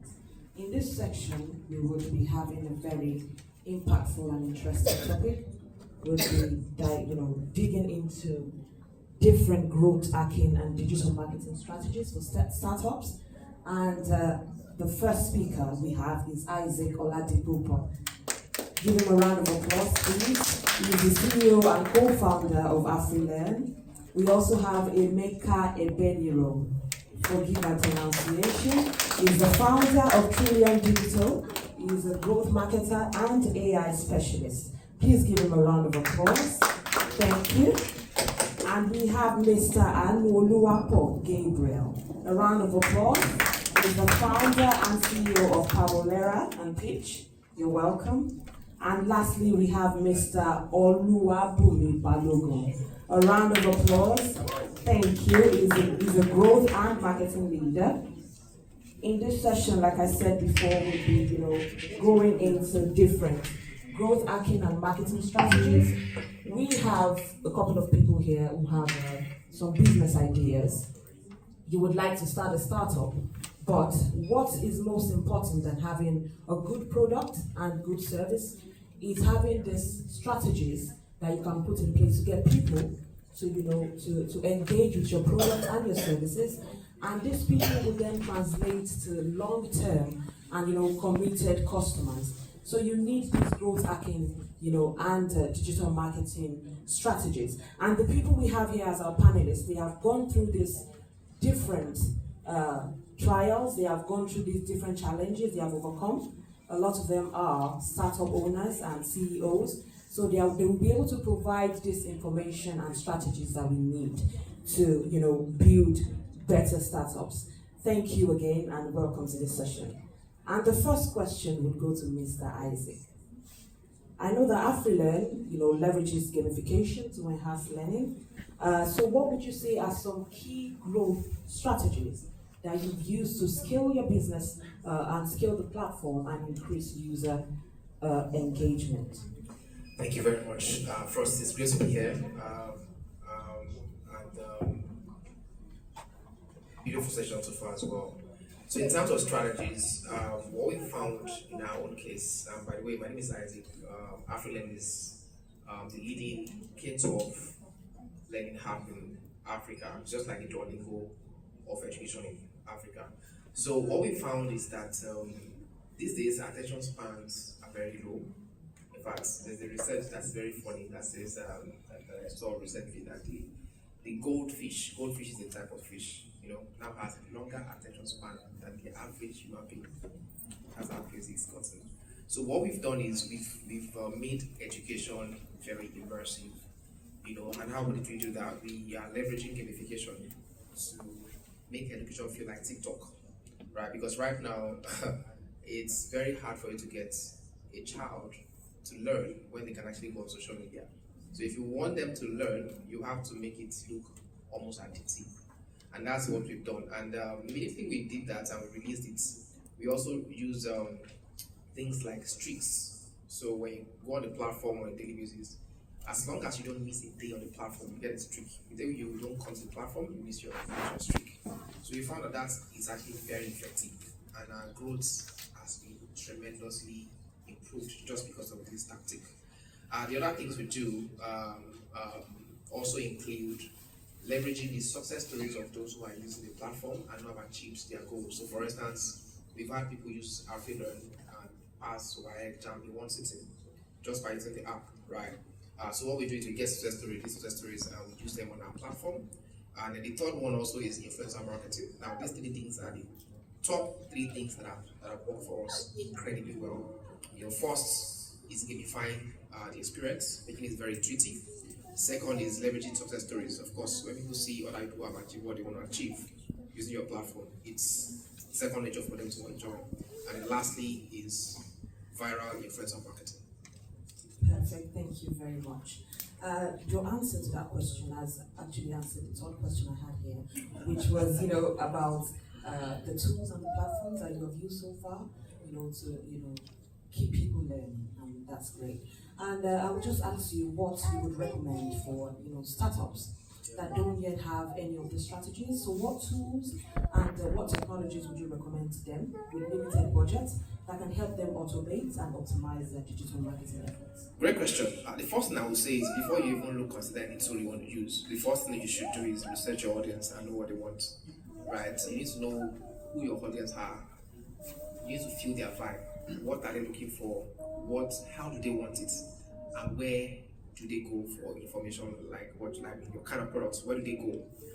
Are they people that go online? Are they people that read newspapers? There are still people that read newspapers still days, So you want to really know the nuances of your audience, what they are looking for, their characteristics, develop a detailed persona that is based on real data, speaking to your audience, The biggest mistake I see startup founders make is they want to build something and they are very immersed in their idea and then they go build it.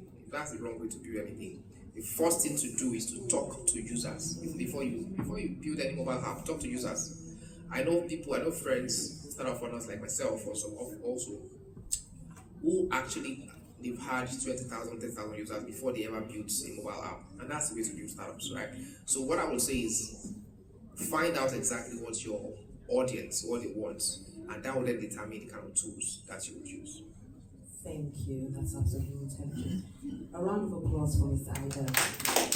Thank you. The next question will be for Mr. Emeka, a growth marketer and AI specialist. The first question is, AI is transforming digital marketing right now. So what are the top AI-driven growth hacking strategies that startups should be using today? Great question. By the way, I love his baritone voice, I told you. It's a great question. For me, I think it's leveraging AI, automation, and agents. I don't know if I have my phone there. Thank you. Can you help me with my phone? Let me just show you an example. A lot of startups can leverage AI automation, AI agents to streamline their processes and then scale faster, because we've gotten to the era where you have successful one-man businesses, and with the help of AI, you can do that easily. So let me see if I can get Zoe on the line and show you what I mean by that. So I built an AI agent. Her name is Zoe, and Zoe can answer questions for Hi, you have reached Trillion AI. My name is Zoe. How can I help you today? Hey Zoe, how are you doing today? Hey there. I'm doing great. Thanks for asking. about you? Anything on your mind regarding AI voice agents today? Yes, I run an edtech platform where I teach people about getting into tech like cybersecurity and project management. How do you think I can apply AI voice agents for my business? That's a fantastic idea to explore. AI voice agents can be a game changer for your edtech platform. They can handle student inquiries 24/7, provide instant answers to common questions, and even guide... Zoe, are you still there? Absolutely, I'm here. Just thinking about how AI could really enhance your platform. What specific challenges are you facing with student interactions right now? Just quickly, like onboarding, how can I get more people to know about my platform and how can I easily integrate them into the platform? That's all. Onboarding can be tricky, but AI voice agents can help by providing personalized onboarding experiences. They can guide new users through the platform, answer questions in real time, and even offer recommendations based on user preferences. For getting more people to know about your platform, AI can assist with targeted marketing campaigns and follow-ups. How does that sound? That sounds great. Thank you, Zoe. So this is just a small demo of what businesses can do. If you run an edtech platform, if you're a consultant, you're building something, this is how you can easily apply AI into your business. So your team doesn't have to answer all the questions. You can build an agent for your business that would handle questions around what product do you offer, how can it help me, the regular FAQs and things like that. And let's be honest, it sounds cool to speak to an AI, so that could even help in your marketing, which is something we'll still go into, but this is just an example to show you one way you can use it. Thank you very much, Mr. Emeka. That was absolutely brilliant. And the next question would be, what are some cost-effective growth hacking techniques that early-stage startups can use to acquire their first 1,000 customers? Fantastic. Just like my brother rightly said before, it's one thing that startup founders need to embrace is marketing. A lot of people believe you have to bootstrap your marketing. I think that's not the best way to go if you want to go fast. Let me explain. If I have an idea and I want to find out if people like my idea, I wouldn't waste my time trying to ask everybody. I would put my idea online, run an ad on Facebook, and see how many people will resonate with my idea and that message. I would get 1,000 to 500 followers instantly. And I'm saying this from experience. I've done it before. I've helped, similar to what Ascendia is doing, I've helped a platform that helps people get into tech, organize project management and all that. And we're able to grow that in less than 90 days. We're able to grow the platform to about 1,000 loyal people on the platform to keep engaging, coming for workshops, masterclasses and all. And in 90 days, we're able to monetize the platform. Why? We leverage growth hacking techniques, running ads, targeting the right people, putting the right message in front of them, and getting them along the journey. So what I would advise every startup founder is, one, have your landing page or your website where your product is, where you share about your product. Two, create a video or series of videos that talk about the pain points of what and your value prop of your product, and then drive traffic to your landing page. And on your landing page, put a waiting list there. So once people see your ad, they go to your landing page, they understand what your product is all about or what you intend to build, and you get their details. By the time you do that, in about a month or less, you would have gotten a database of what, 10 to 20,000 people. And the moment you're launching your product, you already have 10 to 20,000 people who are interested. So that's my contribution. Fantastic, thank you very much. Although this question is not really on the list, but it's possible to have 20,000 followers, right? But when it comes to monetizing the application, whatever it is, those people will not translate to customers that would pay. So when a startup is facing such a challenge, whereby they have huge following, they have people who have, seen their ideas and think it's brilliant, but are finding it difficult to begin to, spend on, whatever application it is. How would you advise such a startup owner? What would you advise them to do to be able to, break that barrier? Great question. it's followers. It's not the same thing as building a waiting list. Those are two different things. And by the way, I'm sorry to bust any start of founder, but a lot of them buy followers. That's the truth. So to look good, have that social proof, look really nice, they go to some growth hacker that give them followers, or they buy an existing account, they change something. No. If that's why you're building a waiting list. So it's the same way a lot of the platforms we used to do, that's how they grew, and they grew fast. Notion, a lot of these guys build through community.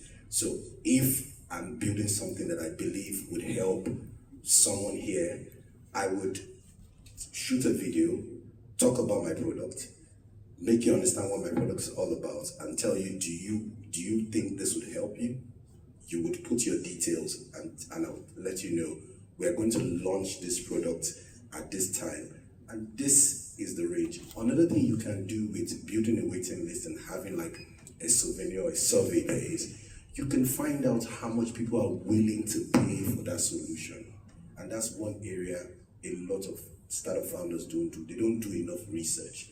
So I would rather, in my own case, build a database of 20,000 people that are interested, get them to fill a survey, have an idea of how much they are willing to pay for that solution, and understand what the pain points are, because I'm a marketer, and use that pain points to do communication to target other people, because I just got free insights, R&D, I just got free research and development. Use them to develop my product and then launch it to other people, because if 20,000 people are willing to join my waiting list, at least 10% or even 1% of them will be willing to pay if the price is right. Fantastic, thank you. So it is important to focus on organic growth rather than, quick get rich quick schemes. Thank you very much for that. Next question will be to Mr. Gabriel, the CEO of Pavalera. So Pavalera focuses on empowering indigenous communities through digital innovations. So what are some unique growth challenges and opportunities in that particular space? Thank you very much. My name is Anulu Akpo. When I came into the United Kingdom in 2022, I was lost, no family, just one friend, right?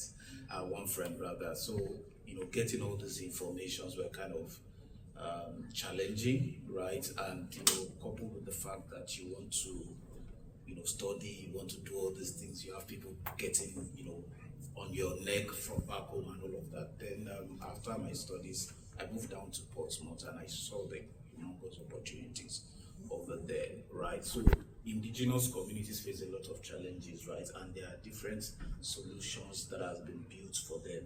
However, when I came in, I saw some other form of opportunities that are into the healthcare space, right? Many of us will come into the United Kingdom. If you are maybe Nigerians in UK platform, you see many people talking about the issues of NHS, trying to understand how, when you are going through malaria and you are telling them you are going through malaria, they say, go back and take paracetamol, right? There are no digital tools to kind of leverage some of the opportunities in this place. And that's why we are building things to support people in that area. In addition to the opportunities that are there, right? When we started Pavalera, we looked at the communities of migrants in Portsmouth. Portsmouth is a population of about 200,000 people, and we have just close to 1 to 3%, right, in these places. We have people that have businesses in these areas. We have people that have, local businesses. But one thing that we realized was that the way London is and digital tech in Portsmouth is different from Portsmouth, right? So if you want to do things that are related to digital, you have to tie it to their businesses, right? You have to tie it to what they currently understand. If you tell them you want to do AI or something, they just look at you. So there are different unique patterns of ways of doing things in different cities. Awesome, thank you very much. And how important do you think networking is in the UK startup ecosystem? And what are those practical ways that we can use to connect with the right people? Networking is actually one of the biggest things that has helped us. When I tell people that we've just clocked 1 year by May, people don't believe, right? With networking, so when I wanted to start Parvulera, right? So Portsmouth Tech came out of Parvulera, all right? So I went to some of my friends from the faith community, and I told them my idea, and they were like, "You're crazy. What do you want to do in Portsmouth? Portsmouth is a village." I was like, "Oh, Portsmouth is a village." I think there are some people that came to the events that are here last year, and I said, "Okay, I like that challenge. Portsmouth is a village, but we are going to digitize it, right?" And when we started, I actually used the local knowledge from Nigeria, right? So sometimes you have to use the, how will I call it now, the methods that are unconventional, right? There are some certain people. So for instance, we have the first black and female counselor in Portsmouth, who happens to be a Nigerian, right? There are ways by which you can reach out to those people. Yes, they might seem big on the outside, but there are strategic ways whereby you can reach out to them. So I went to her, "Mommy, I want to do this, I want to do that." That's a good thing, we'll support you. And then I looked at the whole of Portsmouth. Who are the people that have the power, right? Migrant community has power here, all right? So I reached out to Portsmouth Bangladesh People Business Association. I reached out to the charities. Please do not play with charities, do not play with CICs. They have the contact, they have the network to take you to the next level. And I reached out to them. One, we got Eldon Building, which is one of the biggest buildings in Portsmouth, and we had over 150 people attend the event. And since then, we've been growing. So one, networking is key. Just identify the people that can take your stuff to the next level. And the second thing, collaboration. Do not look at what you need to gain first. I think you should look at what you want to give to them, because they can smell you from afar. They can tell what you are coming to do, right? Just be genuine, be kind. Oh, we want to help this, we want to help that. For instance, when we looked at the landscape of Portsmouth, we did something called digital safety in the era of AI. I did not come to speak. I just contacted someone from the University of Portsmouth. So another thing is that we have leveraged the university. So if you are living in a particular city that there is a university, there is a college, leverage the human resources in that place to benefit. Some of them will be happy to come to your platform. And the guy came to the platform, he spoke to an audience of 50 people between the ages of 60 to 80 years old. And those people started calling their children. We had this safety. So what we just did, we played a voice cloning, AI voice cloning to them. We talked to them about how they can save. And then right there, we had someone that gave a testimony of, their relatives. No, they get a scam of 10,000 pounds the previous week. And then we had a wife of a CEO who was in the audience without us knowing, telling her husband that, we have this thing, you have to implement it. And now we are having a workshop with the company's CEO in April. So just identify the right people in your community. Thank you very much. Thank you, Mr. Gabriel. And lastly, to Mr. Bumi, a growth marketing leader. So you've been able to help different startups in Nigeria, and even within the UK as well, to build themselves. So what are some common mistakes that you see in early stage founders? And when it comes to digital marketing and growth hacking, what are those mistakes that you see that are common to a lot of Nigerian and UK startup owners? All right, thank you very much. Good evening, everyone. Honored to be here as well. Thank you. I have a mentor who is a growth marketer. He has worked with the likes of Manchester City, worked with the likes of Pepsi. He's British. And one of the things he would always tell me is, you should never be the hero of your own products. Your customer should be. So I'm going to start my session bringing someone up on stage as one of the vanity metrics founders should avoid.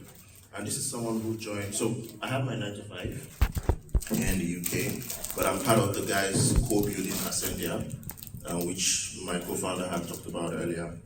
We started in January. We're less than 3 months. As we speak, we're over 1,200 people in the community. And this, I don't know if I want to call numbers, but we're also raking in revenue. And I mean 5 figures in less than 3 months.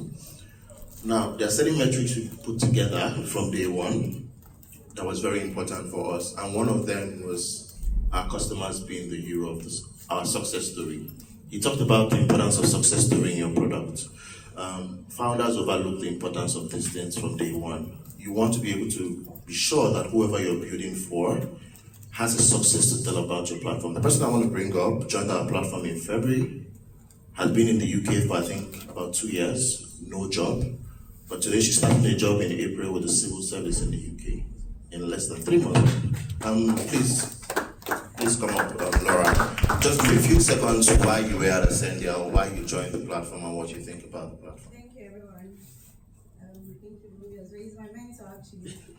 So when I came into the UK in 2022, I did my master's. After uni, I had the certification.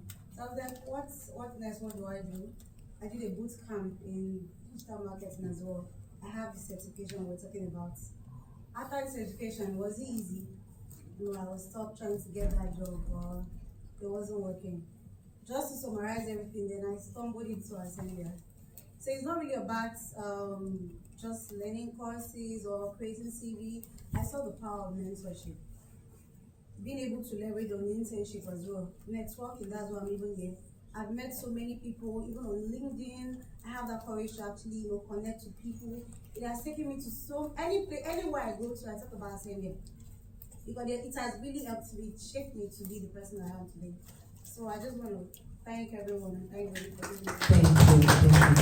So to give a summary to that, our customers are success stories. We start paying attention to that from day one. We avoid vanity metrics like website visits. Who cares who's visiting your website? I pay attention to conversion rates. He talked about wait lists. I want to know how many people are signed up on my platform and how many people are paying from day one. Just at the beginning of February, Omo called me and was screaming and said, Bumi, we've crossed the £10,000 revenue for a 2-month-old start. And I was like, that's marketing. So I hope that answers your question. Thank you. Thank you very much, it does. And lastly, how can startups create a sustainable growth without relying heavily on paid advertising? I hate paid advertising. I'm a marketer, but I'm sorry, I'll say that. I hate paid advertising. I hate to spend money to grow products. I also hate influencers. I'm sorry, I would also say that as well. My co-founder would refuse because she's an influencer on TikTok, but I don't like influencers. Now, there are influencers you could work with where you don't have to pay them. There are certain metrics or certain hacks where you could do some bit of commission, give back, earn some bit of things with these influencers, right? But for me, a couple of things I'm going to advise. I'm a huge fan of community as a strategy for growth. Whatever product you're building, I would advise you as much as you can, if you can build a community around it, it sells. From community, you're going to have stuff like referrals, word of marketing, organic growth. Somebody within the community will tell another person to join. All right, so I'll always advise community as to be one of the best ways you can use to drive growth. You can go ahead and want to do your paid advertising. Again, I'm not a fan of it, but personally, I'm telling you, community is one of the best approach for me. Set up referral marketing strategies for your business as well. If somebody brings in somebody, before I came to the UK, I used to have a startup called Pocket Food. Raised about $250,000, sold it and went to the UK as a global challenge. Now, my easiest strategy for Pocket Food was, you work in an office, you have somebody who is always hungry in your office that likes food.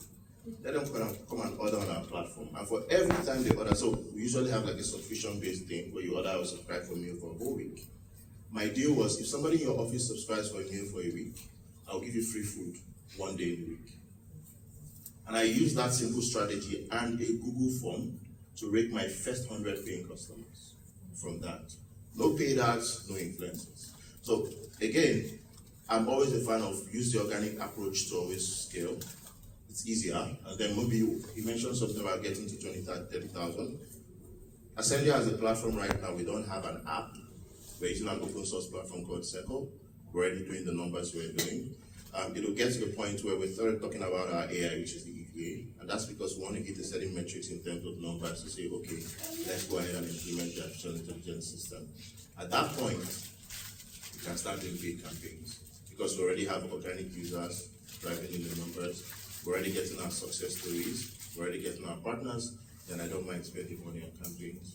But yes, I think that would be my summary, and I hope that answers. Thank you very much. You spoke about building a community around your product. How do you do that?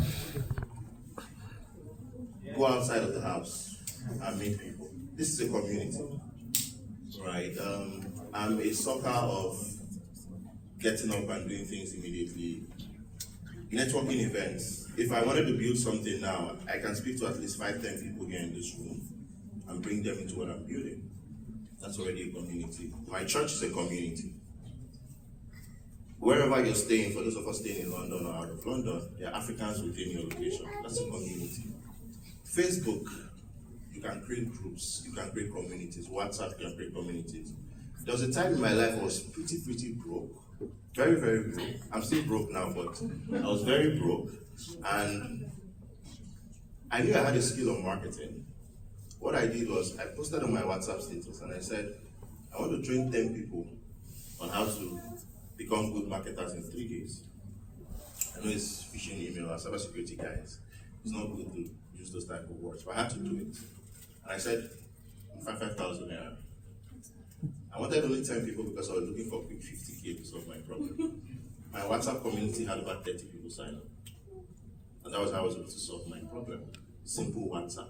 And that was because it necessarily was not from people within my WhatsApp that joined, but more of people taking screenshots telling their friend, oh, one guy is teaching somebody for just 5,000 naira. But I needed the volume, not the price itself. So think of strategies, your WhatsApp, your church, mocks, locations, events, networking is powerful. This week alone, I've been at 2 powerful networking events.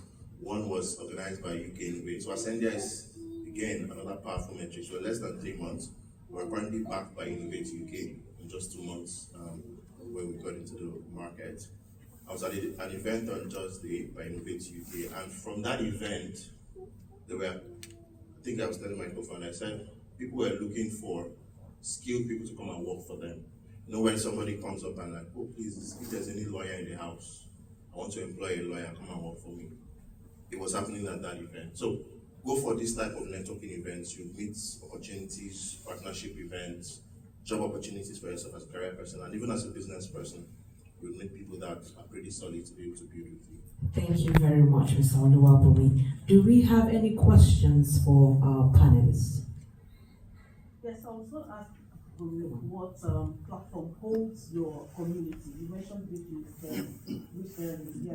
mentioned WhatsApp and yeah. So right now, you guys have a website. I mean, like I said, what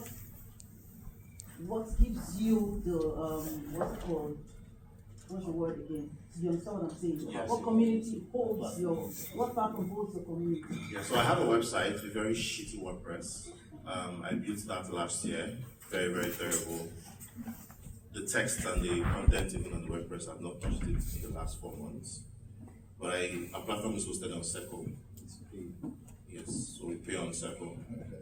Circle.so, I think that's what it's called. So that's where we're in our platform. Thank you. Next question, please. Go ahead. Isaac, you said something about okay, what's the boundary? Now we talked about you having people on the platform, and if you miss the platform for 1 day, you're going to pay, but you're going to miss something. Yeah. So how do you put what's the boundary to not get people addicted, like get young people addicted to the platform? Brilliant question, actually. So the boundary is about the goal. So what's the goal they want to achieve? We want to drive improved learning outcomes, for our learners. That's the goal, right? So as long as they're able to achieve that goal, of course, that's the boundary. So it shouldn't be such that, okay, they are, people, today people actually spend as much as 10 hours on social media, right? That's a low boundary, medium. But with AfriLearn, what we want to do is we want to make you love learning enough to actually achieve your goal. That's the boundary. What's the target audience? Our target audience are African students, primary and secondary school. K-12 education, that's primary and secondary school students across Africa. Thank you. The next question, please. Hi, Mr. Oluwakunle. So you mentioned something about you creating an app, Pocket Money Magazine. And you said you sold it. So my question is very simple. What would you say to someone or a team that is building a startup with the aim of selling? That's number one. And I always believe that a team or someone always building a startup to sell, they always have this idea that they need to have, like, you mentioned community as well. So they need to have like a standard active community before they can pitch their idea or what they've already built to potential investors or potential buyers. So what would you say to like lazy founders that have this very creative idea, but they are in like their early stage, maybe the first year or second year, but their end goal is just to sell the platform? All right. Just yesterday, I'm going to put someone on the spot. Yesterday, Oman sent me a message. I hope this is not recorded. Why? On that debate, because you can test an idea quickly with as little as £50, running ads and just know, oh, it is working, if it's not working, kill it quickly. And that's what the world is doing. You need to be able to test quickly and get results. Now, this is the hack I'll give you and give everyone for free. I have been opportune to do some cold email, if you know what cold emailing is. You go to a website, you scrape the emails of top people in your industry. So if you want to get a job, now this is me giving you free source.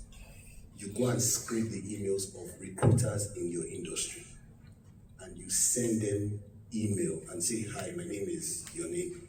I see that you work in this organization, and if you are looking for XYZ person or you are looking for XYZ person, I have this years of experience. Is it okay if I send you my CV? If you send 50 people that email, at least one or two will say yes. The truth is you only need 1 yes. You get 1 yes, you send that. Guess what has happened? No matter how many easy apply you apply, it can't be compared to you getting the direct email of a recruiter and the recruiter saying, send me your CV. You will be top of mind. Now that same strategy works if you are building a startup. You send cold email to investors, you send cold email to partners. Even if you have a podcast, you send cold email to people you want to interview on your podcast. It's easy to say, it's hard to do. You know why? You are your own limitation. Something in the back of your mind will tell you, how do I get the email? Will they reply me? What do I say? When they reply, you begin to doubt yourself. That's number one. Number two, if you are building and you don't I say this, ABP, not ABC, always be pitching. You're looking for a job, you're building a startup, always be pitching. Tell everybody that is around you, this is what I do, this is what I do, this is what I do. Be top of mind, the opportunity will come. So I feel, for me, the biggest challenge as an immigrant in a new country, excuse me, is your mindset, your limitation, and your lack of access to the right community. Not a WhatsApp group, not a Facebook group, but a collection of people that keep pushing you to bring out the best in you. Is the biggest challenge. Thank you very much. Always be pitching. I had a great time with this group of experts. I hope you did. So thank you for listening to us, and a round of applause.